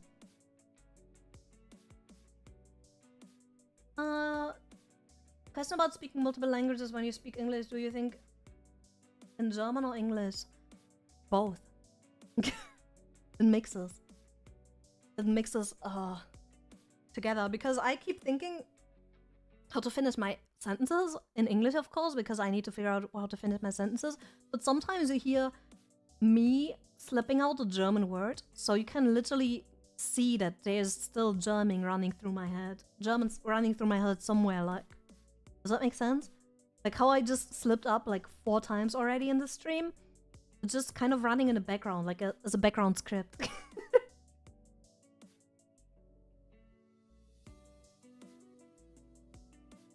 Mama. Hello everyone. Good evening. Hello. Not necessarily a question, but I wanted to say to those with voice insecurities, a unique voice, especially with VTubing, is what we want. Don't be insecure. Oh, that's such a sweet message. Thank you. I should have said that, man. I should have said that. Thank you so much for that message. It's very true. I love unique noises. Voices! I love unique voices with VTubing, especially. How do you come up with content ideas at the beginning? That's the hardest part. That will always be the hardest part. Especially with videos, I find, for me, making videos is so hard. Like, how do you find the niche of the videos you want to create? How do you do that? I'm not sure. It's something you either need to have in mind before you even start. Like, oh, I always wanted to do this. I always wanted to do essay videos about this topic. I always wanted to do videos about this topic. Like, let's see some people. Necrit does essay type videos about Riot lore, like lore of League of Legends and Runeterra and stuff like that, and all of this Riot stuff. Who else? Like drama channels who do content creation drama, and they're like, I always wanted to do drama and now I'm covering drama. Like, if you have something like a topic that you want to do content on, and you want to do that from the beginning, it's easier. But if you just want to create content but you're not sure about what, that makes it so much harder. So for streaming, just try to figure out what streams you would like to watch. I started out by streaming the games I liked in my past life. But sometimes it can get you stuck somewhere, especially with games. If you build yourself up as a variety streamer, it's a little harder to grow sometimes, because people will only come back maybe for that one game that you play, and then other people come back for the other game you play. So be prepared that that might happen. And there's many little things to consider there. Right now, how I do it is I try to figure out topics that might be interesting in the long run, in a way. So this week, for example, what are we doing this week? We're doing a Smash or Pass Pokemon on Monday. We're doing we did a handcam stream where we opened One Piece cards on Tuesday. I love opening trading card games. That's like one content I really like, is trading card games. And I want to do short content on showing those trading cards and stuff like that. So that's, for example, one content type I want to do. Today we're having the first episode of VTubing 101, so another themed stream with a strict theme where I have a topic to go about. Then on Saturday is another one that's very like themed, which is my talk show. So I have my talk show currently like once a week. And then I have like a random game thrown in on Sunday with Ring Fit. Like just a random game. So it's very random in a way, but also very themed and very heavy on the content topics. So because I want to make sure to make content that kind of lasts for a while. And that's like one way to go about it. If you just really love Overwatch and you play Overwatch a lot and you're very good at Overwatch, you can just stream Overwatch for 6 hours every day. You can do that. That's fine. If you just really like chatting and are like the best just chatting VTuber of all time, like getting close to Shy Lily's skill, fucking do that. If you enjoy it, why not? It's just you need to find this one thing or like this type of content that you want to do. My focus right now is on making themed things that bring content and value for a long time. And then maybe throw in some gaming streams. But everyone kind of is different with that. You need to find your own little niche. And that's the hardest part. It is the hardest part because it's very personal. How do you deal with bad actors / viewers when starting out with little to no audience? Again, I do not believe that even if you have one person in there and that's the only person that's watching you, that you should let them abuse you. You should not let them be mean to you and mistreat you just because they're the only one in there. Because if you start out that way, you will just devalue yourself so much. It's just sad for your own mental health, and it's not really good. You should not do that. You should really not do that, honestly. If there's like a bit out there, bitches get banned. Bitches get blocked. It's that simple. I know it hurts, especially at the beginning, and it still hurts today. It will always kind of hurt. There's always some pain in it where you're like, oh, this person could have been part of the community, but you, honestly, Don't do that to yourself. Don't do it to yourself. You are worth more. You should value yourself way higher. Okay.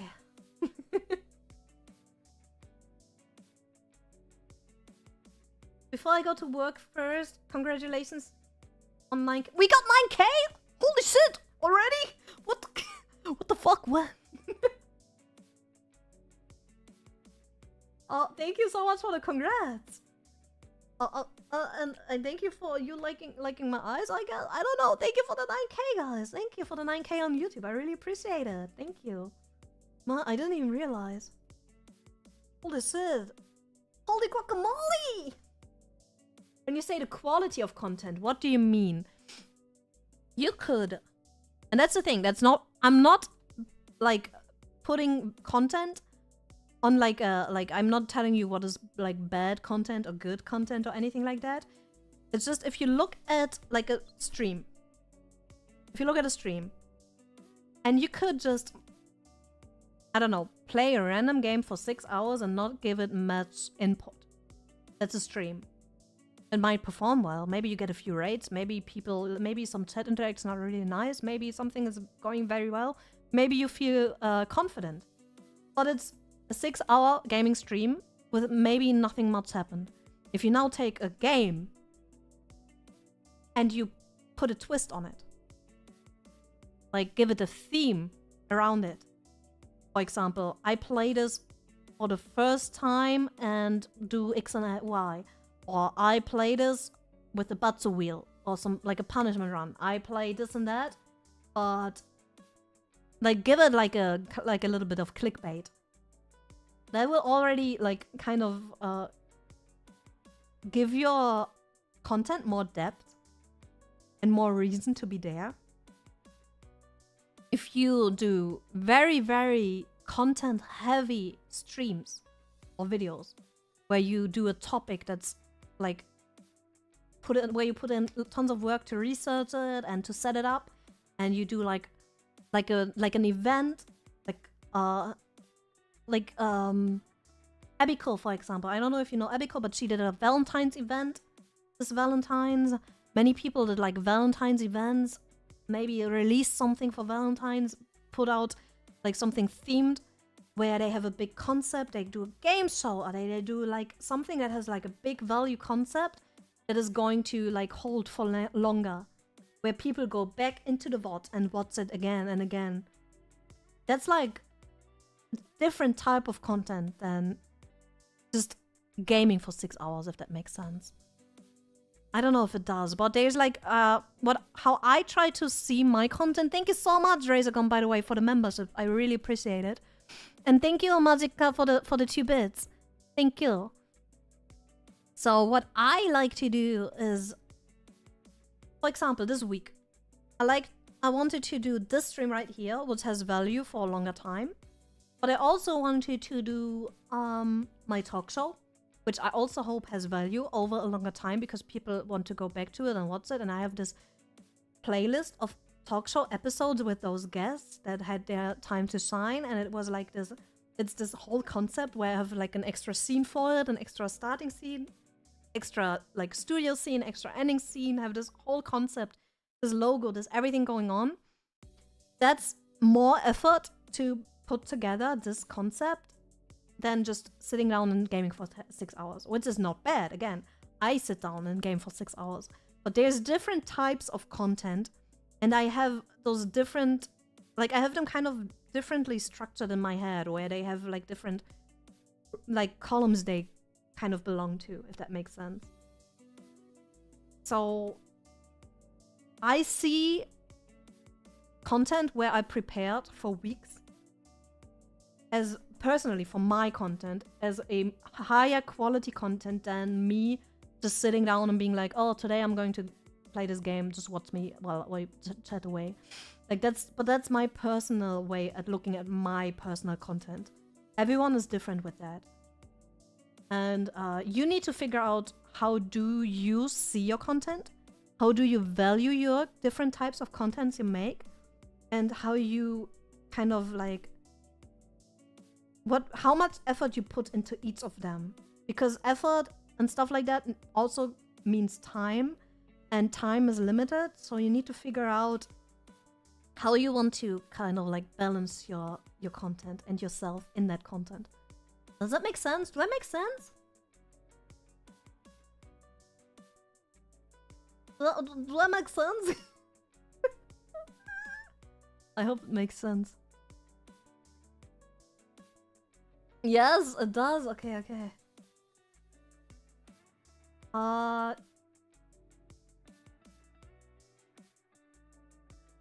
Didn't Kali stream for a long while with only one monitor? Yes, he had one monitor and didn't even have a table, just streamed on the floor. Many people do that. It's actually impressive, honestly. It's so impressive. What else do we have? Oh yeah, there's an interesting person. For someone starting, read all messages or only some? I filter messages out, personally, and I always have. If there's something you don't really have an answer to, or you don't have a response to, or you just don't like the message much, but it's also not a message that needs to be deleted or anything, honestly, just skip it. It's fine. And sometimes it's not easy to keep up with all of them. It will happen to everyone. And also, again, just don't... If you beat yourself down for missing one message, you will drive yourself insane. If it's something neutral, yeah, if sometimes it just doesn't give any like input as well. It's just like a message that was kind of for you, but not for everyone to be reminded of existing again. Like, it was just like a haha, true, or something like that. What? How do you react to that? Yeah, true. Okay, cool. Let's move on. Like, sometimes it's not really there to be reacted to as well. So don't drive yourself insane over stuff like that. Is it still worth trying VTubing as a male? Yes, it is. There are amazing male VTubers out there who are very, very doing extremely well, doing really well, and you can still be in that boat, in that game.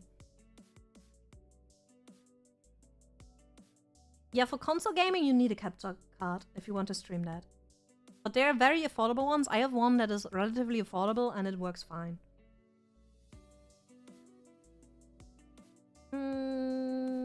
Happy Valentine's! Thank you. If you know different languages, would it be fun if you have multi-language videos or streams, or would it have a bad effect? There are people out there who do that, like with English and Japanese, for example. I worry because I built everything on English. I worry if I do just randomly talk German, people that might come in new would think that I talk German and then go out again. So I don't do it, personally. But there are people out there who do multi-language streams and it works fine for them. You just need to figure out if you can make it work for you. It's always about you and how you make that work for you.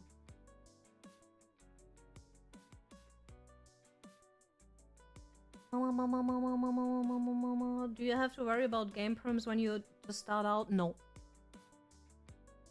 No. As long as you're not in an agency. In an agency, you have to... and that's something I've figured out while being in an agency. The reason why agencies have stricter, like, where you have, like, a stricter catalog of games you can play is they actually usually have different rules for either an agency or indie content creators. There are different rules. And I didn't know that before, like a year ago.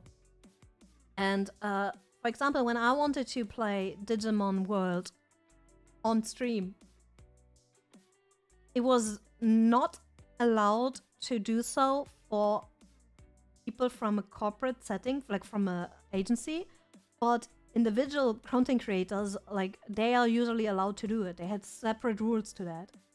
So in general, if someone else has streamed it before, you're safe. If you're indie and someone else has streamed it before, you're fine, usually. And there's not really much to figure out there. If they ever are like, take that down, you take it down, and usually you don't get really... Nothing really happens. Even if I use copyrighted music in my stream, it just gets muted. So the section of the stream will be muted. Like, it's not really that scary out there, guys. As an indie. It's very different as an agency person. How do you keep track of all the projects you do? I just have them in my head. No, I write them down. Again, writing stuff down is amazing. I recently found this thing that I want to show you as well. Talking about writing stuff down, right? I have where is it? Bookmarks. There was this thing someone posted. It was a planner. Here. What's a plan? Let me please go to the planner. So Valdi is the person who made it. Can I please come? Twitter is being a bitch today. Here it is. Maybe something like this. If you're a very visual person, maybe this helps you. But so let me show you. Maybe this helps you if you're a visual person. This person over here, Valdi, made this planner.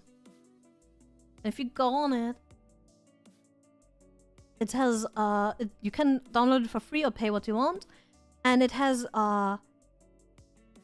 pages to plan your VTubing, your debut and everything, but it also has like content pages, like daily, monthly, budgeting pages, pages for your content, for the different social media sites you use. There's different stuff like that. You can totally just use something like this or just make your own. So there's options out there. If you want this one, I can send it to you. Wait, let me actually copy the link for this tweet. Let me share this. There's this. Now everyone has it. You can do that as well. Will this be the only lecture? There will be more streams, more topics to be done. Yeah. If there's any specific topics you would like to talk about in depth, let me know.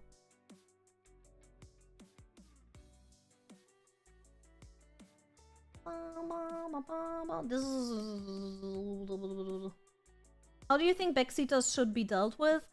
If you don't want backseating, you'll just make it known, like you pin it, or you like make a command for it, and or write it in the rules, all of it. And if someone backseats, you just kind of warn them, like no backseating. And if they do it several times, they get muted. They get a timeout. And if they do not get the warning, there are more options to make them stop. Thank you for the congrats, everyone. Thank you, thank you, thank you. I'm arriving at the congrats. Thank you for the over 9,000. Thank you so much. Road to 10k. Karaoke coming. Karaoke coming. I thought about making a My Chemical Romance karaoke. Is that a little weird? Maybe. But I'm going to love it.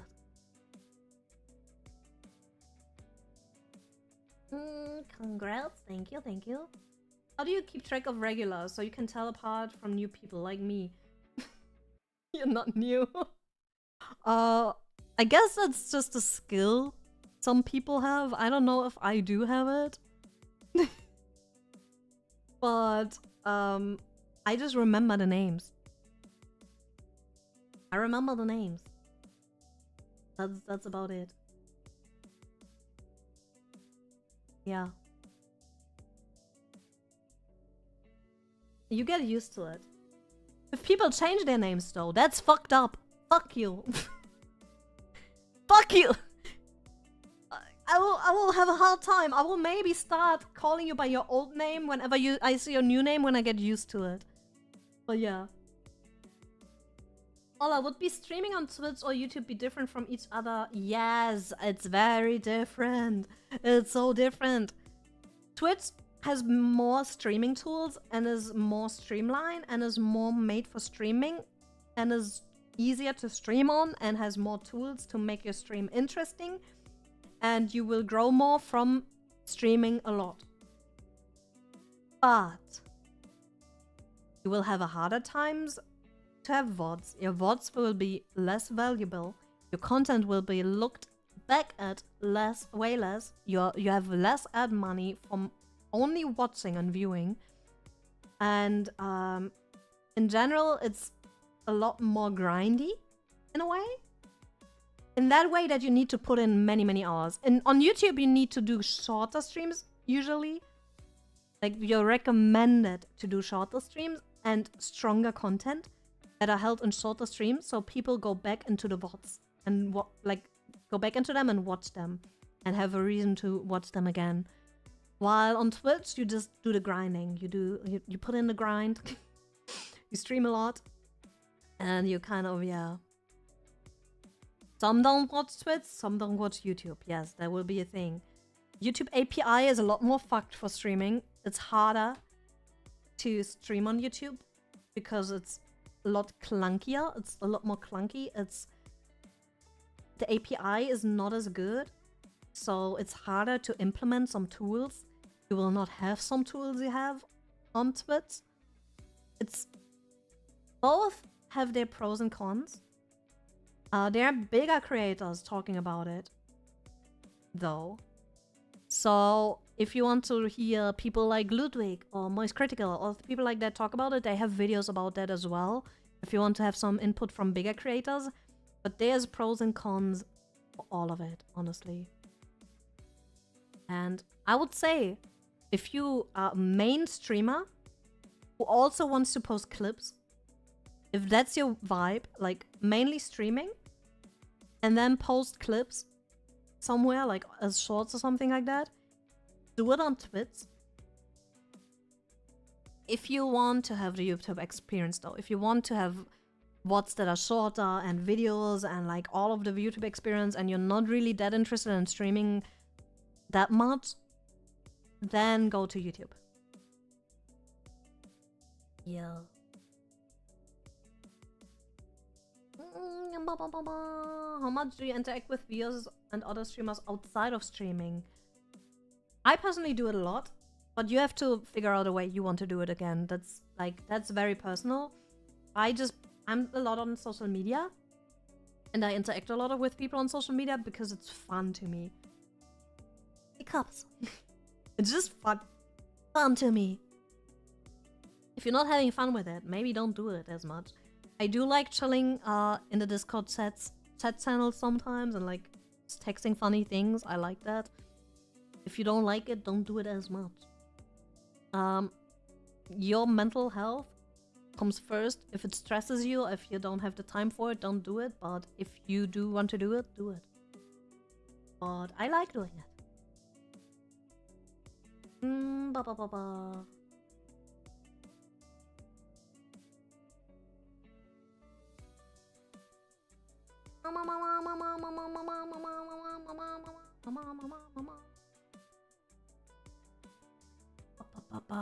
What else do we have?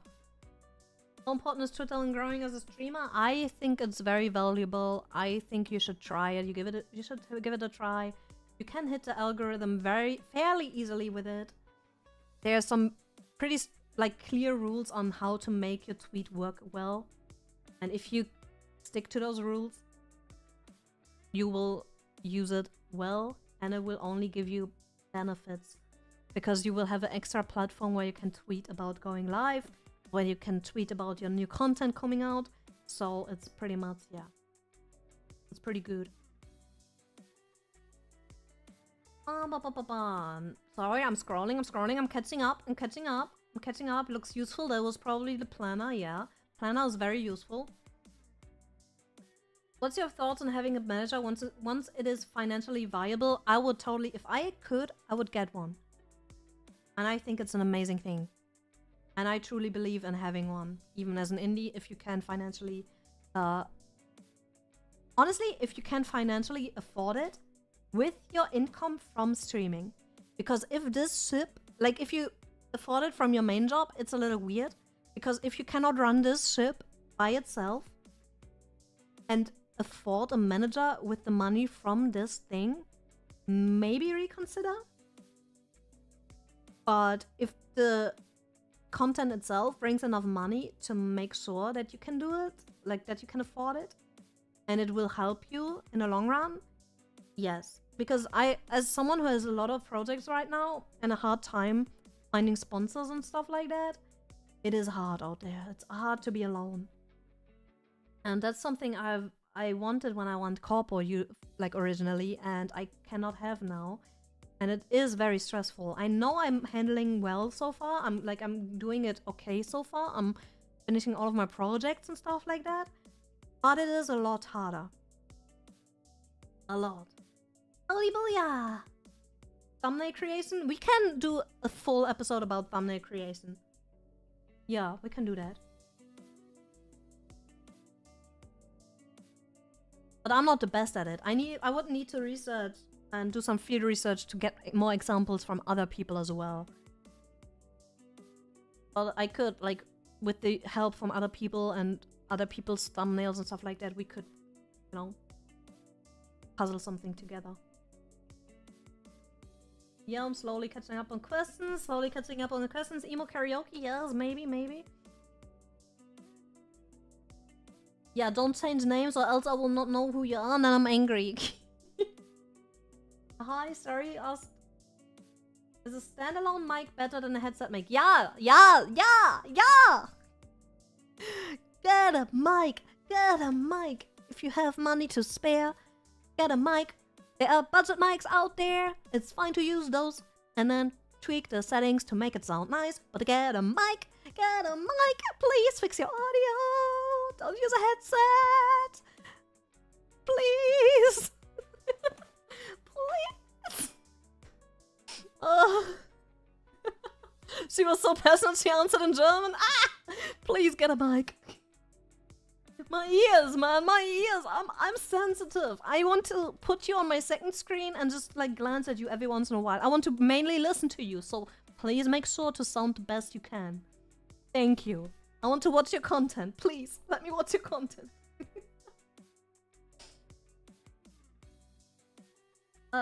In my experience as a viewer of YouTube VODs feel better than Twitch. Yeah, Twitch is not good for VODs. YouTube is a little worse for streaming.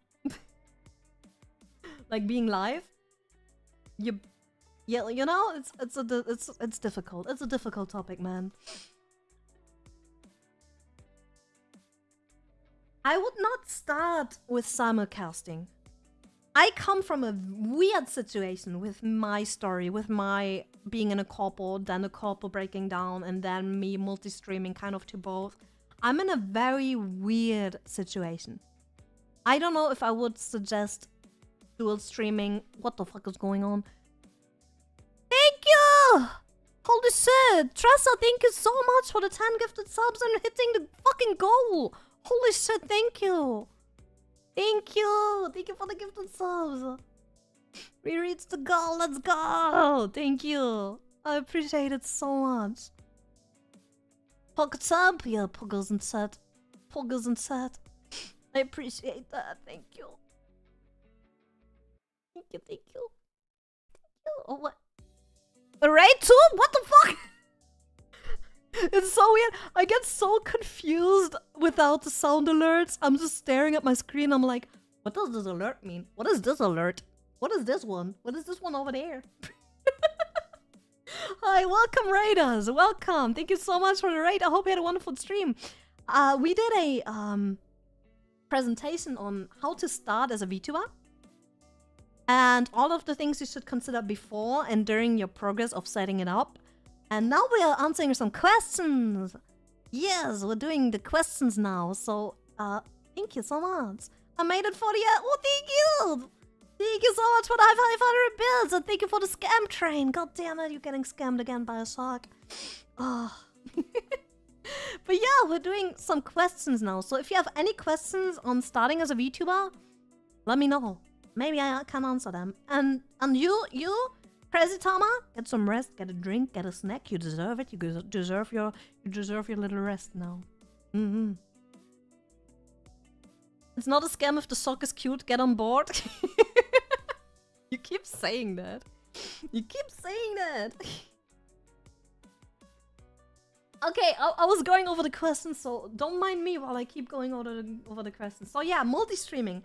Maybe not if you start out I'm in a weird situation with the way I started. I seen like people like the VTuber girls multi-stream more. I think they're in the perfect position to do that since they started on YouTube.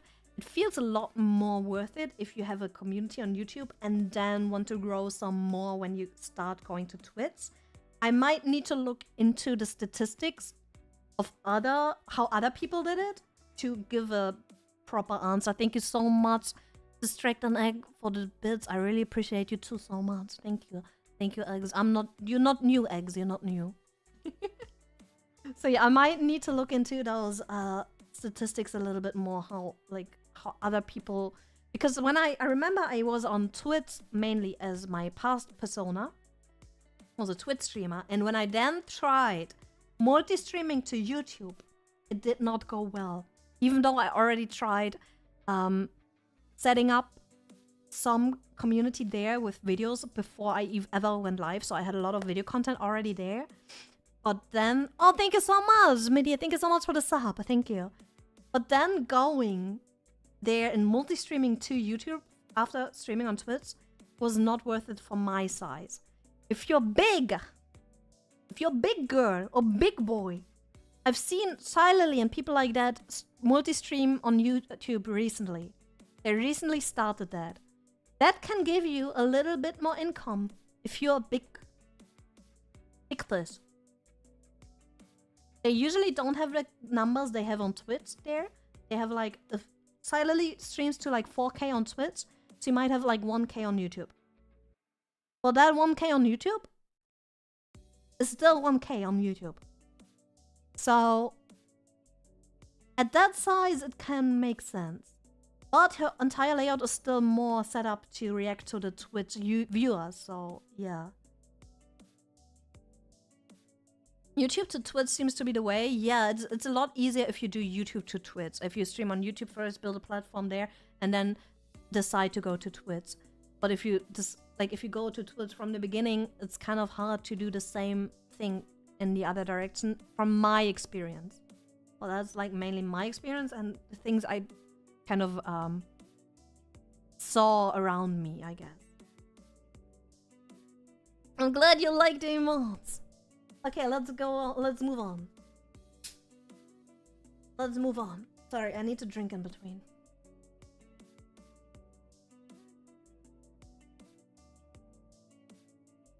A debut is worth it. Don't get me wrong. You do not have to start with a debut. I would recommend not starting with a debut, because you should have your accounts at a point where you can get the features you need. So if you have features you need, like let's say you want to have emotes, you want to have channel points, stuff like that on Twitch, you want to debut on Twitch, you want to have those things, you should get the 3 concurrent viewers and the 50 followers first, and get affiliated before you debut. You should get used to creating content for a little bit before you debut. You can still have a debut. It doesn't have to be big. I sold my first debut on stream today, and it was not a big expensive thing. It was not. So you have to, like, everyone is different. You have to make sure that the money you spend is reasonable for your budget. Look at your budget. See what you prefer. Like, I prefer having a good scene, like a good room. I prefer having a nice starting scene and a good room, some alerts, and a set somewhere. That's my favorite way of having a stream setup. Try to figure out what is important for you to have in your stream setup and prioritize those things. If you don't do like gaming overlays, you don't need those if you don't want them. I don't want gaming overlays. I usually don't have a frame around my games and stuff like that because it limits my screen like space. You can see less of the game and stuff like that. So I don't do that. So try to cut out those things that you don't need and focus on the ones that you want and need. Ah, my nose is itchy. I'm getting allergies. Sorry if my face twitches like this, it's because my allergies and I'm scratching my nose. I hear you shouldn't collab with someone that hasn't streamed for less than 2 to 3 months. Is that true? No, I don't think so. I streamed on this account for around 2 months now? 3 months now? 3 months now. And in those 3 months, I had many collabs. Like, not many, not like shit ton, but people still collab with me. Just collab etiquette and like choosing collab partners is a whole different beast, honestly. I'm very careful with the people I collab with because I have some bad experience from the past. So I'm very careful, and as I said, I'm naturally very introverted, so the people I collab with have to be safe. I need to know that I'm safe with them and that I feel comfortable with them, or else I will get more traumatized. So yeah, there's some like caution you have to have. You have to have some caution with the collabs you do, but it doesn't have to be like the factor for that. It doesn't have to be how long they stream for. Like, there could be like new and upcoming VTubers and they're amazing, they're fucking amazing, and you just want to collab with them and they're pretty new, but hey, they're fucking amazing and you love them and you vibe so well, so why the fuck not? Should never collab with someone just because they're big. It's the same as, like, it's the same in any direction. Be careful. The size of the VTuber does not determine if you're going to feel comfortable and safe. So be careful with anyone you collab with, always.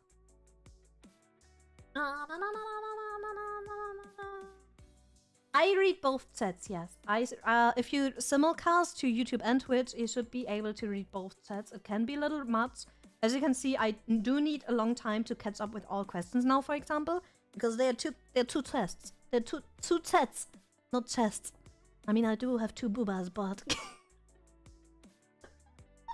I hate myself. Anyways, what do managers do? They manage. Not like me, I never manage. I'm lost. So, they help you find sponsors and set sponsorships up. They help you to communicate to the artists and the people you work with. They help you give feedback on your analytics and your content and stuff like that. They help you maybe brainstorm for projects you have. They're just like your little helpers.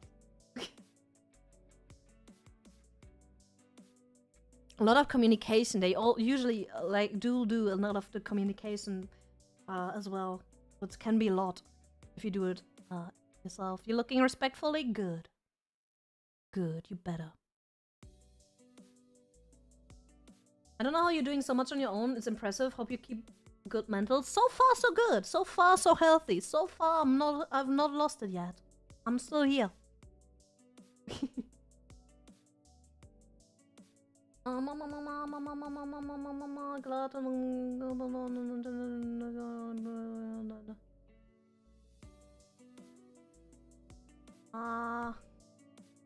My nose is so itchy. My allergies are kicking. Recommendations for finding a way to brand your audience with your model or concept. I'm still doing that. I still need a mascot for my chat. A mascot for your chat is usually very, very helpful to get some like representation in, and this way to make them connect to the brand more. So that's actually a good tool for that. Give them tools to interact with the stream as well. That's what Twitch is very nice for, is the channel points and stuff like that. Give them a place to be when you're offline as well, like Discord server. And that's like, and you already have like you need to give them some tools and some things to make them happy. Like update them as well. Update them whenever. What I love to do is constantly update my community. Constantly tell them, oh, we have this new emote. We have this happening now. We have this happening now. Keep them in the loop so they don't feel left out. That's very important. You want to have them like in the same boat as you know? I'm someone who wanted to do VTubing, so I find the stream very informative, helpful, and fun to interact and talk to the community. And Miya, thank you for the stream. Thank you for being here. I'll add on Twitch in 3 minutes. Oh, I got my nose. Anyone else with dust allergies, or am I the only one here?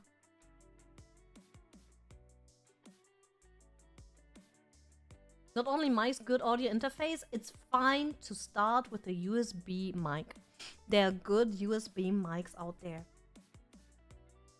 The thing is, I right now, due to my community, not me, I did not fund that. I didn't have the money to have this amazing audio setup.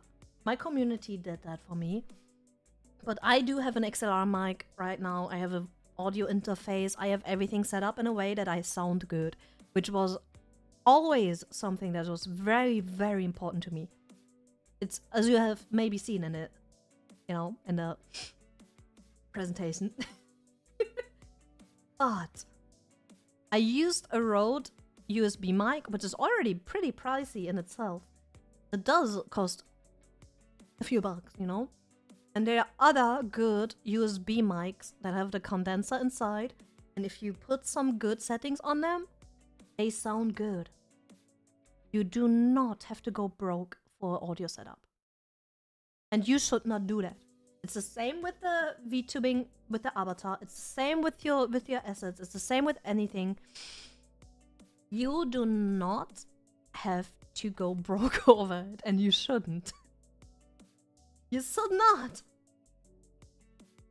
Hello, hello, welcome raiders. Okay, we use the raid, great.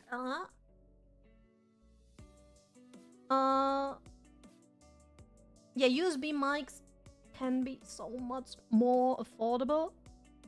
And too late splurged a few weeks ago with audio gear. What a mood. What a mood. You don't need it though. It's good if you have it and you are set for years.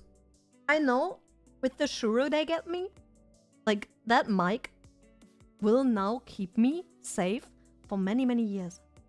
I will now be fine for many, many years. And that's like a good investment. And it's good. It's a good investment, and you have it, and it will hold for a while. But you don't need to go broke over it, please. Please, you can make your USB mics sound so good, and there are tutorials out there, like the one I mentioned from Meromate. There's an amazing tutorial out there to make your mic sound as good as possible.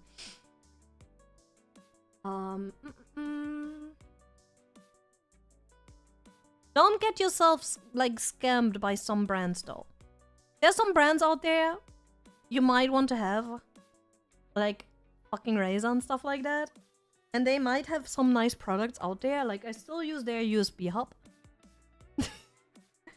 Ad break on Twitch, by the way. I'm going to slow down on the questions, but I would never get, like, a Razer microphone, for example, because it's very overpriced.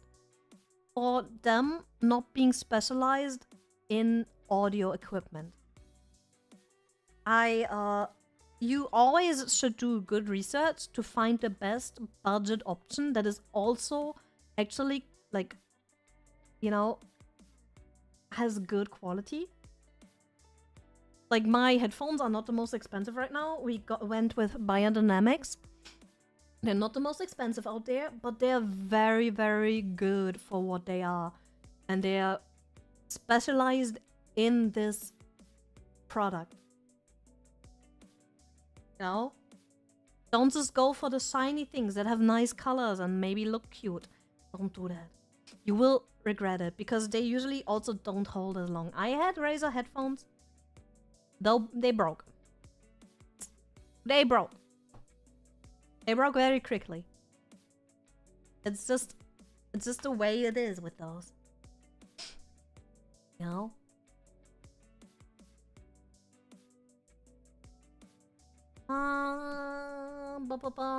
I'm catching up, I'm catching up!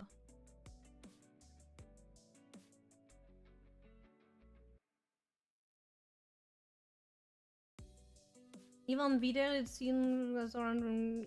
Yeah, it's the website I am very, like, sometimes I have more, like, this is about the viewers when you multi-stream, the viewers on both websites. There are streams I have more viewers on Twitch, and there are streams where I have more viewers on YouTube, even though I started on YouTube. It really depends on the person. What you see usually, sorry, still scratching my nose. What you see usually is that the people who multi-stream have more viewers on the website they built on first compared to the other one. But I do believe the more they stream on both websites, depending on, like, it will balance itself out a little bit more. Like, it is for me. A little bit more balanced for me. But it's very different for each person. Each person has a different kind of community, a different vibe, a different order in which they set up their accounts, a different content type, a different, you know, everyone is different there. Yes, yes, our channel analytics important to keep track of. Yes, keep track of your analytics if you care. If this is a hobby, scrap that one. If you want to grow, keep track of your analytics.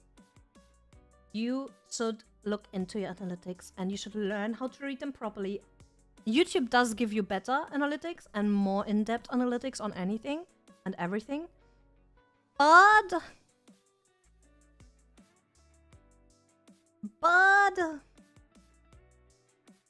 both on, this Drake, thank you so much for the sub. Both on Twitch and YouTube and wherever you are, keep track of your analytics so you know what works, what doesn't work, which content goes well, which content doesn't work. On what times of the stream did people interact more?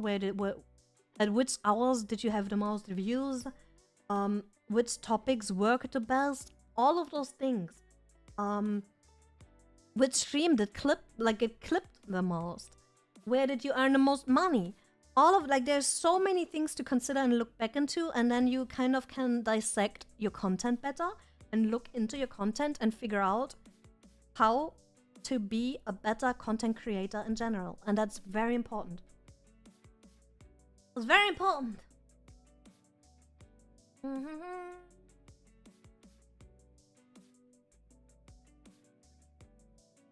What would be a good opening dialogue for your intro?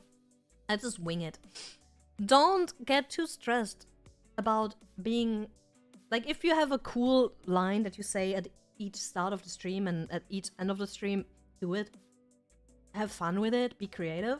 But if you just, like, welcome your viewers, which is the most important part, pretty much set. Say bye at the end. Like, you don't have to have it. I'll just say whatever comes to mind, honestly.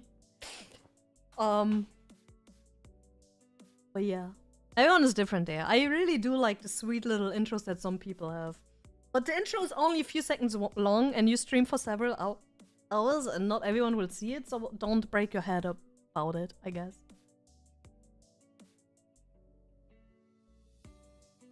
Okay, let's scroll, we're getting there, Okay, there was the booba joke. I get it, there was the booba joke. Is it okay to message other streamers for advice or for collabs, even if you don't know them? Was that considered rude? I'm very weird with that, where I cannot do it. I sometimes message people only if I already interacted with them. And I am very scared of getting messages from people I never interacted with or have never seen before. I don't know who they are because I don't know who they are. It's quite simple.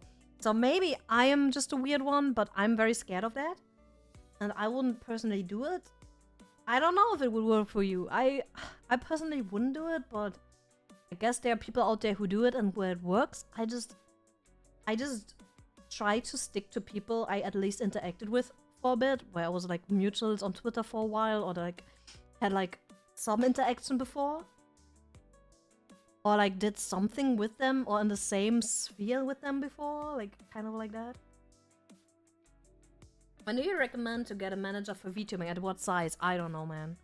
I'm not there yet. So probably bigger than me. Yeah, definitely bigger than me. I don't know though. Honestly, it depends. It depends on each single person. Everyone has a different income at different amount of views, and with the different community being differently like supportive monetarily, I guess. And then you have to kind of, I don't know, it's a difficult topic. Definitely bigger than me. Collabs are a topic broad enough to be dedicated presentation? We could think about it, yeah.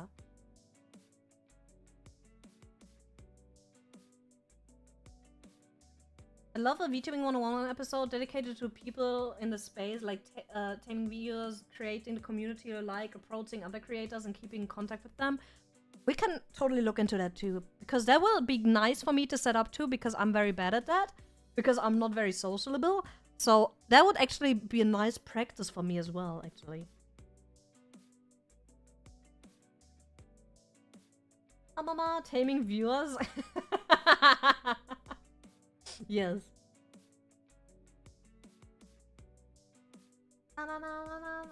What if we don't want to make a Discord server? That's fine too. You don't have to make a Discord server. I'm just giving you tips on how you could get a community to get stronger.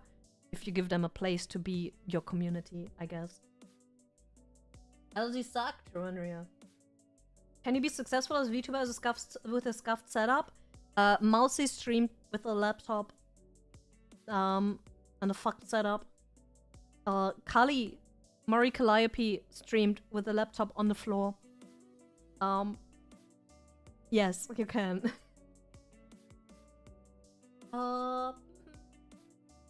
What mics do you recommend for min-budget decent mics and or average affordable mics? I personally really like Rode mics for, like, they're a little bit more they're not super affordable, but they're also not like super expensive. Let me Google real quick to see the price. So the one I had was $100.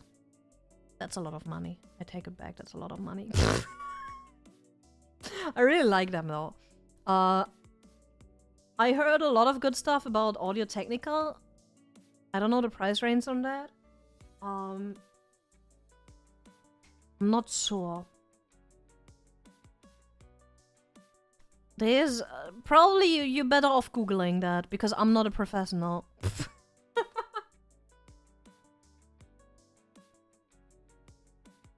It's very easy to overspend on audiophile stuff. Yes, a good USB mic can give you an entire career easily. Yes, many big people still stream with a USB mic. You don't need the full fucking audio setup.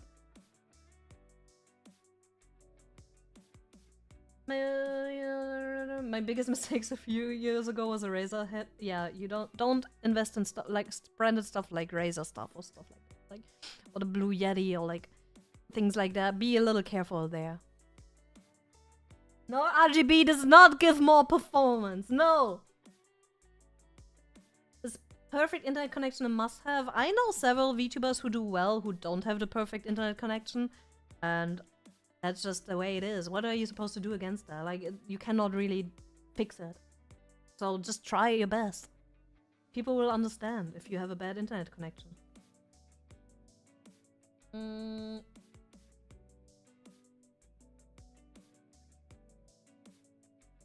Why did or does it trend to stream in short video settings? I'm not sure. Is that the vertical streaming? I am actually not sure. I've not tried that yet. Yes, if you have a friend that could moderate, even when you start out, that would be perfect. As I said, at the beginning, I had 3 friends parked in my stream at all times. And one of them would moderate, at least.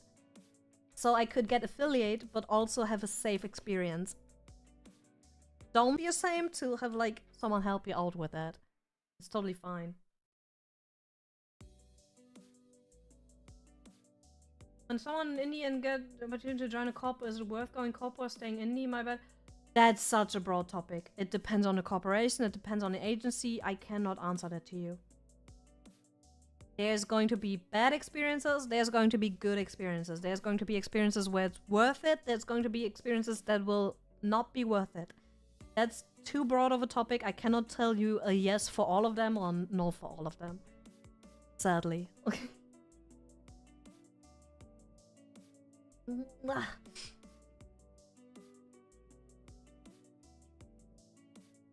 I managed to get a lot of people to show up in my first stream, but it was hectic. So I still don't know what to do about moderating chat. Moderators. You need moderators. You cannot do it alone. You cannot do it alone. I'm struggling. And I already have mods. I'm going to get more mods. It's just something you need to do, sadly. You cannot do it alone. Especially since I'm multi-streaming, it's even harder to moderate both. So yeah. How easy is it to get permissions for games without a manager? Again, as an indie, you don't have any worries there. They usually have two different rule sets for agency VTubers and indie VTubers. And indie VTubers, that's something I saw. I saw it for the first time with Digimon World. They had two different rule sets. One, like they had a rule that anyone in an agency or corporation was not allowed to stream it for profit. But anyone that was an individual was allowed to stream and profit off of those streams. So the permission asking is usually something agencies do. And whenever you are an indie, you kind of just look at what other people streamed. And if a lot of people stream the game or something, and if there's content out there of other indies doing it, you're probably good to go. And if not, you just take it down. Nothing much will happen. Nothing will happen to you guys. You don't need to worry too much.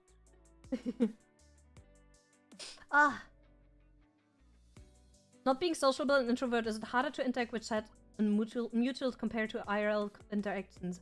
It's easier because it's on the internet and it's not real. The harder part is like being in a Discord call, for example. That's hard. Like stuff that borders into real life. Like I cannot take a call, so of course I have problems sitting in a Discord call with someone, especially if it's a cute VTuber. So yeah, that's the harder part. But the other things, like interacting with certain stuff like that is easier, definitely. It still needs practice at the beginning, especially if you're new and are introverted. You do need more practice, but it gets easier. Yes, you can use a laptop for VTubing, and you should totally go back into the VOD later if you're interested in getting a model. We talk about some options that are free, low budget, and how to go about finding an artist for a live 2D model. Any tips for switching VTuber concept after building an audience? I just completely started over. I have a completely new brand with completely new accounts, but I don't know if I can recommend that to everyone. I just felt very stuck with my old brand, and my old brand felt like I kind of ran it into a wall and was not going anywhere. So it felt right for me to start over. But for other people, I saw many people just rebranding, and that's totally fine too. There's so many people out there that just rebranded, so you should just kind of like check those out. Like I don't have anyone specific in mind right now, but there are people out there that rebranded, and it's very easy. You just tell people what you're going to do and then tell them what the new stuff is going to be, and usually it's fine.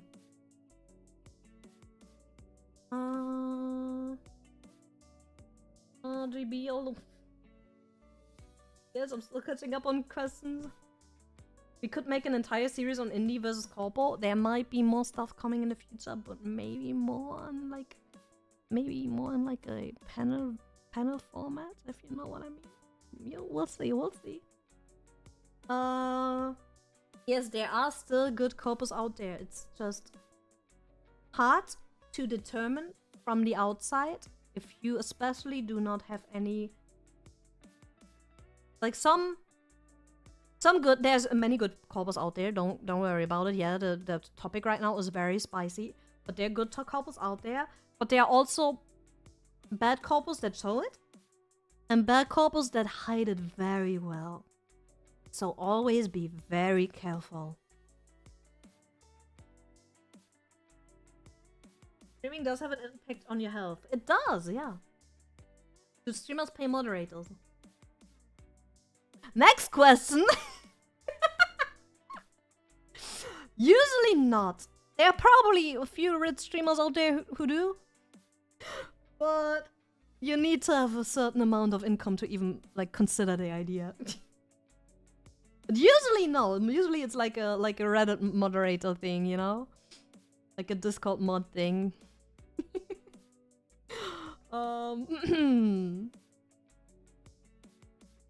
Hey, do you find the permission rules? I don't know. I never looked into them. Because now I'm indie, so I don't care. Google, I guess?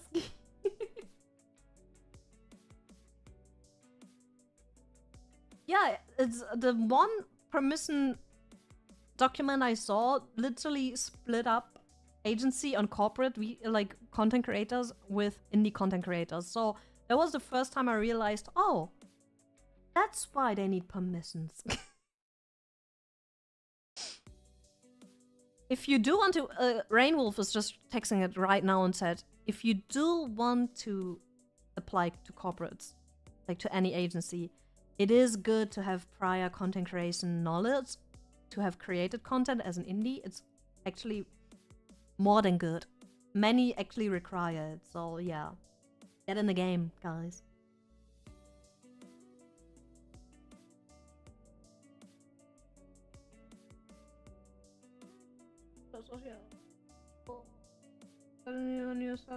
A schedule's needed when you're starting out, or a guerrilla schedule's just fine. As usual, like back in my past life, I barely stuck to any schedule and it was fine. Even now, sometimes, oh my god, sorry, my allergies are really bad right now. Sometimes I just write down live and I do something spontaneously, like I did this week. I did it twice, where I was like smashing or passing Pokemon, and then I was in the second stream I was opening One Piece cards.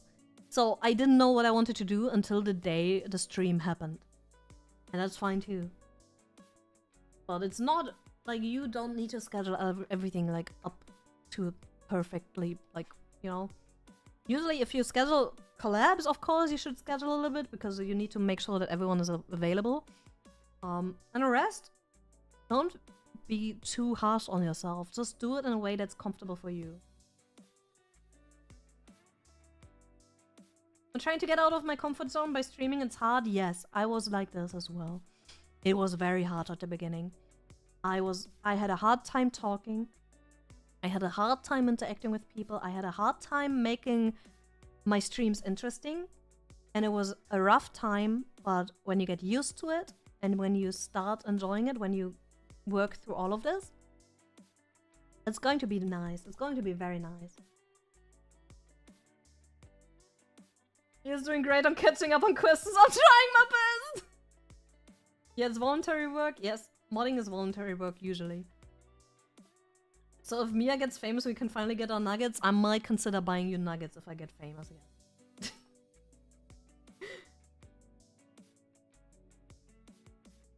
True and real. True and real, whatever. Yes, true, whatever it was, true. The industry is long past having to take a chance on somebody. One Piece has a TCG. It's very good. It's very, very good. It's not the old one. There was an old one a few years back, but now they have a newer one and it's very good. It's actually like, it plays nicely if you can get your hands on it.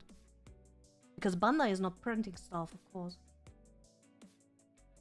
It's very hard talking, making it interesting and interacting with audience. Yes, it is hard, but the practice is worth it. I think I'm... Wait, guys, I think I reached the bottom. I reached the bottom. I'm a shark. Hi, guys, I'm a shark. I'm an angel shark. From Mars.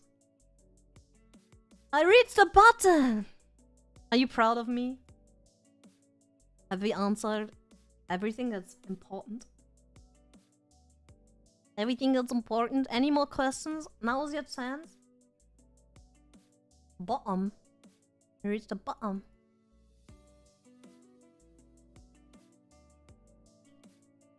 Being chat is hard too.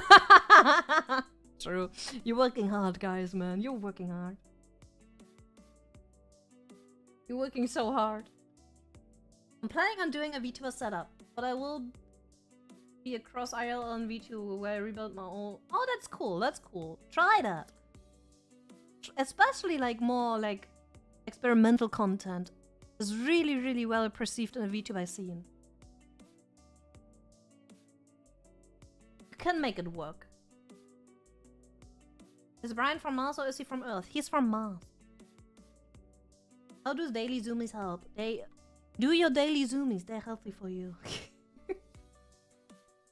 No, I just listen to music and run through the apartment. That's it.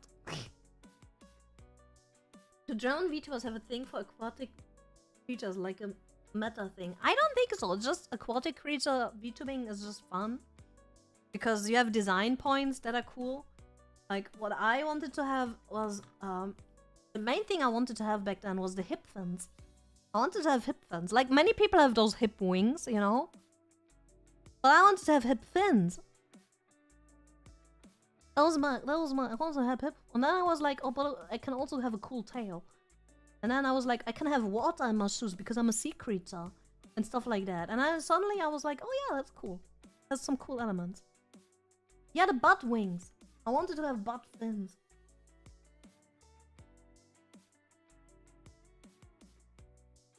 Onigiri does that with cooking. Yes, she does that amazingly with cooking. So maybe check out Onigiri if you want to have like a half VTuber, half real life setup. Butt fins indeed, yeah, and piss shoes, exactly.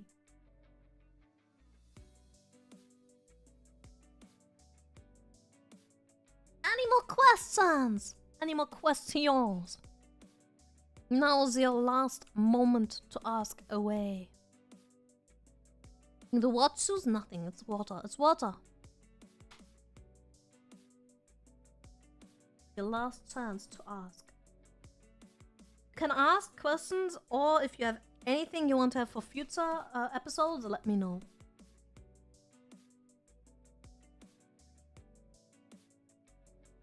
That's not a question. We're not questioning my person. We're questioning the content. I wish I found the stream earlier. I need to watch the archive so I can have questions. It's fine. You can watch the VOD. Maybe all of your questions are answered already. I wanted to say thanks for the stream. I think I recommended to subscribe a while back, and this is my first stream I've been able to catch. Oh, I'm glad. I'm glad. Welcome, welcome. I is a sweetheart. We love I in this hood. And I gave me a lot of the knowledge I have as well. I is someone who helped me greatly. Miya's audio setup tutorial? I can show you my audio setup at one point, but it's literally just what you guys bought me. What could be a way to come up with a design if I'm not that artistic? You could get help from friends or like even commission something where you kind of write down your ideas instead of drawing them, and then you figure it out together and give like whenever they give you a sketch, you give some input, and it's like a teamwork thing. How to pet a shark? You grab them on the nose and then you push them back so they make a backflip.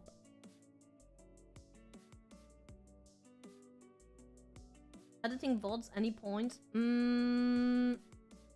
It's hard because VODs are very long. And it's a lot of cutting. If you want to make like a best of or like a video out of your VOD, it's literally the annoying part is cutting out everything you want to use.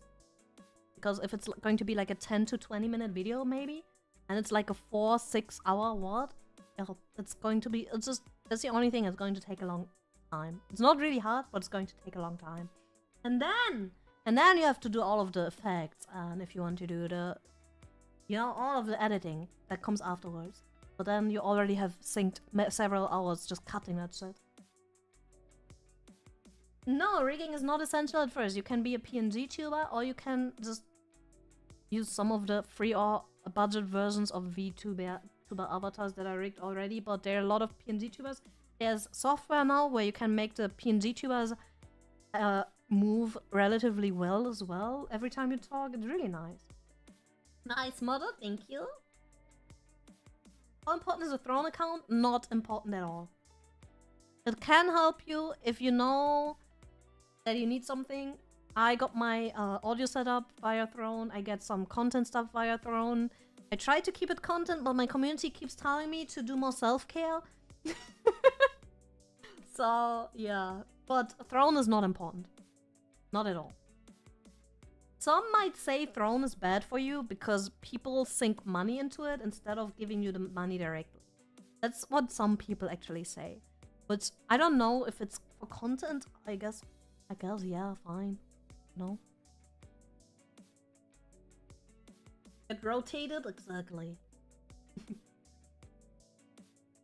Artists don't really need precise art for reference for model. Yes, I sometimes do mood boards too. I just go in and pick a bunch of pictures that kind of describe what I'm going for and have all of the themes and the colors and, you know, and I make a mood board. And then I use that to tell my artists, see, this is the stuff, kind of, the vibe. What is the other PC specs you use for streaming? Can we get the command on Twitch so I can copy paste it in? This is my setup right now. I'm going to copy paste it into YouTube. Oh no, this message is too long. Let me copy just the PC specs.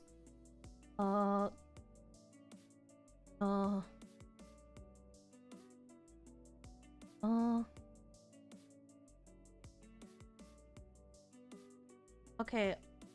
PC specs. Gaming. Well, we don't need a monitor and stuff like that, right? Do you want just the pieces, the inside pieces? Just the insides of my PC? I'm going to give you the insides of my PC. The other message was too long. Cannot send this. That's the specs.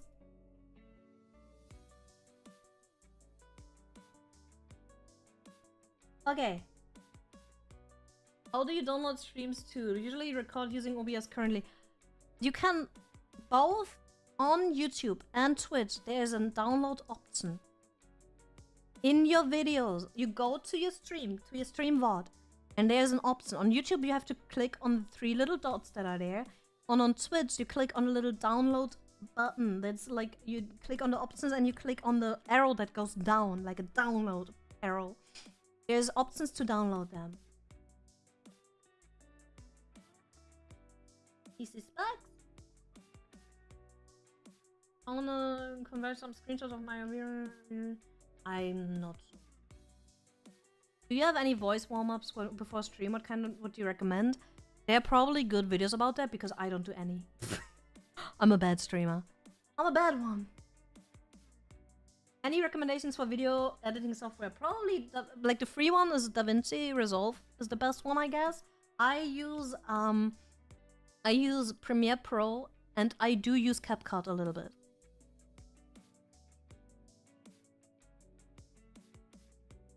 How do you feel about Helicon discontinuing the support of the Go XLR? They suck. Fuck them. Fixed overload mods? Yeah, I'm sorry. I'm sorry. 32 gigabytes? It's not enough. It's not enough for all of this. My RAM is going like hard. I only have 2 slots covered as well. It's like 2 16GB sticks. I don't even have all of my slots filled, man. My DC is struggling. Oh, thank you for the super chat! Thank you! Thanks for answering my many questions. If someday a fun success, I already know at least someone to give. Oh, thank you! No, if you find success, all the credits go to you because you're the one putting in the work. Don't forget that. You are the one putting in all of the work. And you are the one... Like, you're not, maybe not the main character on this planet, right? But you are the main character of your streams. It's you. Don't forget that. It's very important. You know, you shouldn't have main character syndrome in real life, maybe. But on your stream! On your stream, you're allowed to. So please do that. I'm going to turn on the alerts slowly again, so they're not gone anymore. Because we're slowly finishing now, you know? Slowly finishing now. Thanks for answering all of the questions, Miya. Thank you so much, Sailors, for the super. I really appreciate it. Thank you. On your streams, you are the main character? Exactly. You might not be the main character of this world, so don't have main character syndrome. But on your streams, you are the main character. You are the one that makes or breaks it. You are the one, if you find success, you are the one to get all of the credit for that. Unless you lost that you're the main character. Good evening, good evening. Yeah, it's very important that you feel comfortable. That's the most important thing. You feel comfortable while doing your content. Feel good about it. Feel comfortable. Try to make yourself comfortable. Try to make your experience as comfortable as possible. Try to just, I don't know, have a good time as much as you can. It will not always be easy. And that's like not a, oh, I'm a post streamer, I have it so hard. No. It's just, it will not always be easy. You will have to talk a lot, which is exhausting. You will have to have times where it's hard to interact with people. Whoa. There will be times where you don't know what you want to stream. You're not feeling like doing anything. I recently felt like not doing anything because I'm not really having fun with games right now. So I'm trying to find different contents. Different contents that I like. You know, that I like, that are not only not only games. And it's not always hard. It's not always hard. It's not always easy to do that. And that's fine. It's fine to not always have an easy time with it. That's going to be part of it. It's going to be part of your growth and your learning experience as well. Yeah. No, lore is not important. My old model didn't have any lore until like the last few weeks. It's fun, but it's not needed, exactly. You've been doing a good job and the variety has been fun to watch. I'm glad you think so. Thank you. I really am glad to think you think so. I'm trying my best to give you a variety of content that is, I don't know, has like some value to it, I guess. You seem to have the most fun just chatting. I love chatting. I love chatting. I chat so much more now that I'm Miya. Because I'm not as, like, the way I set up my brand is to do a lot more variety stuff and to interact a lot more with the people, and everything is a lot more focused on us as a community. And if you do that, if you set your content up this way from the beginning, it is a lot easier to chat as well, and you're going to have a lot more fun doing not only chatting, but also other content, and then talking to people. It's really nice. It's really, really nice. Let's actually go back to the room now. Ta-da! Welcome. Welcome back.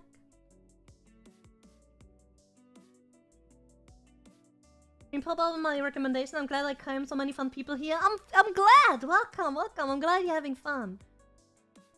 Getting flashbacks to the Smite era. I used to play Smite every fucking day. Why? Because I was a Smite partner. I had Smite partner drops. I had other drops. I had people coming in, and I was so focused on the concurrent viewers, on getting those 75 viewers on Twitch every stream, to get partnered, which I never got, by the way. I was losing my mind. And I was so unhappy and felt like people were only coming because I was playing Smite and had the drops. And it's really bad for you. It's really bad for your mental in the long run. So make sure to set your VTubing, your content, whatever you do, up in a way where you are going to be happy for a longer time. Not only for a few weeks. Not only to get... Welcome to the fishbowl. Welcome to the fishbowl! Thanks for the lecture stream, Miya. I'm now learning more about stream and VTubers. The best lesson is to start off small as you progress. Last year, I'll always root for you. Let's make the 10k real. Thank you, Kevin! Thank Thank you! Thank you for the membership! Thank you for the really lovely words. Thank you, I really appreciate it a lot. I need to play more Smite again though. It's not that I don't like the game. That's the thing. But you can get stuck if you have one main game and it's the only thing you do, and suddenly people only come to that game and only watch you for that game, and you ever want to do something else and you see all of the people not being interested anymore, it can really break your mental health, honestly.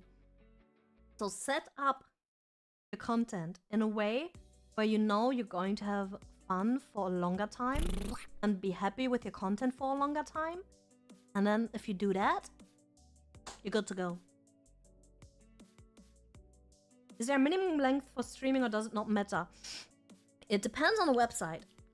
You're on YouTube right now asking? YouTube actually prefers shorter VODs because those are rewatched a lot more. And your value on YouTube comes from your videos being clicked a lot. And the algorithm kind of prefers shorter streams. Twitch, you want to have the grind going. You want to be online as much as possible. You want to constantly have people coming in and following and make your stream slowly grow like that. So it depends on what platform you stream. So balancing both, like I do right now, I'm streaming on both and I need to balance both. Welcome! And doing that, yeah, it can be a little harder. I wouldn't recommend it because the streaming vibes on both websites are very different actually.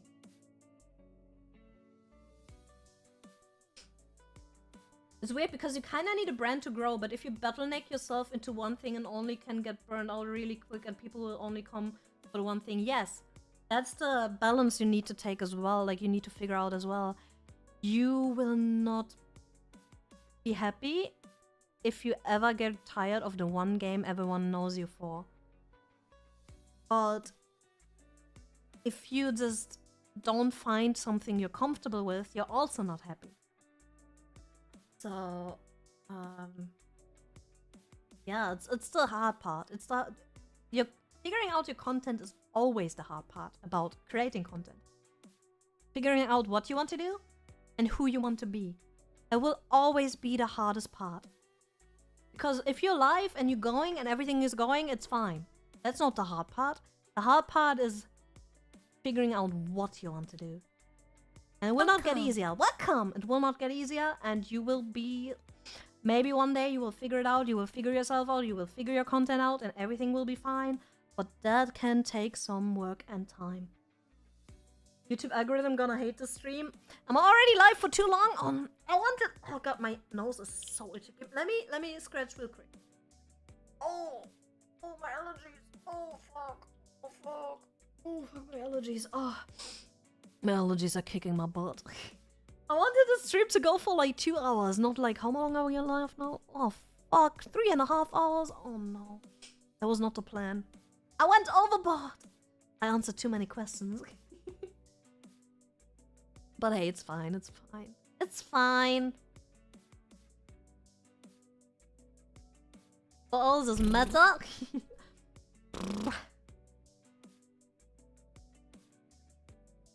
Yeah, my nose is so itchy because of my allergies, which makes me want to actually wrap up everything now too.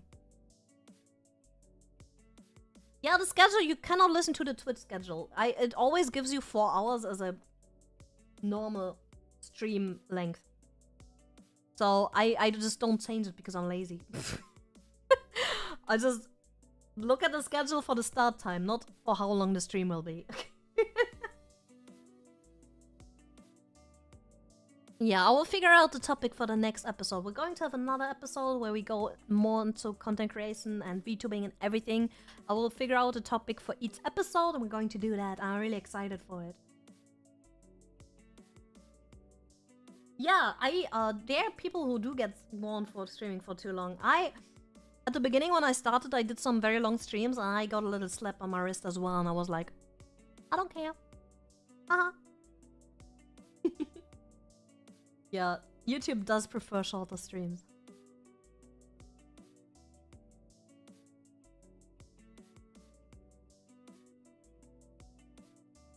We had to get the chatting in today because Saturday is an interview and there's no Miya tomorrow. Yes! We're doing some... We had to get a little bit of chatting in. That's true, that's true. Yeah, we're going to have... On Saturday, there's going to be the talk show. Lulu is going to be our guest. Let me throw in the poster one more time. Ta-da! Saturday stream, let's go! Let's go! Saturday's stream is Lulu being a guest and my wonderful talk show Beneath the Waves. Check my Twitter to ask viewer questions. They are still kind of open. I need to prepare them sometime tomorrow or the day after tomorrow, like before morning or something. Yeah, talk show is the next stream. And then the stream after that is going to be probably first reading the supers and the donos and the messages and the memberships and the subs from the talk show because I have them turned off during the talk show. And then after that, we're going to play Ring Fit. That's Sunday stream. And Saturday is going to be a talk show. Yeah. Let's go! Thank you so much. Thank you for hanging out with me. I'm going to look for some people we might be able to raid. Will we raid? Ruru is online. Do we raid Ruru?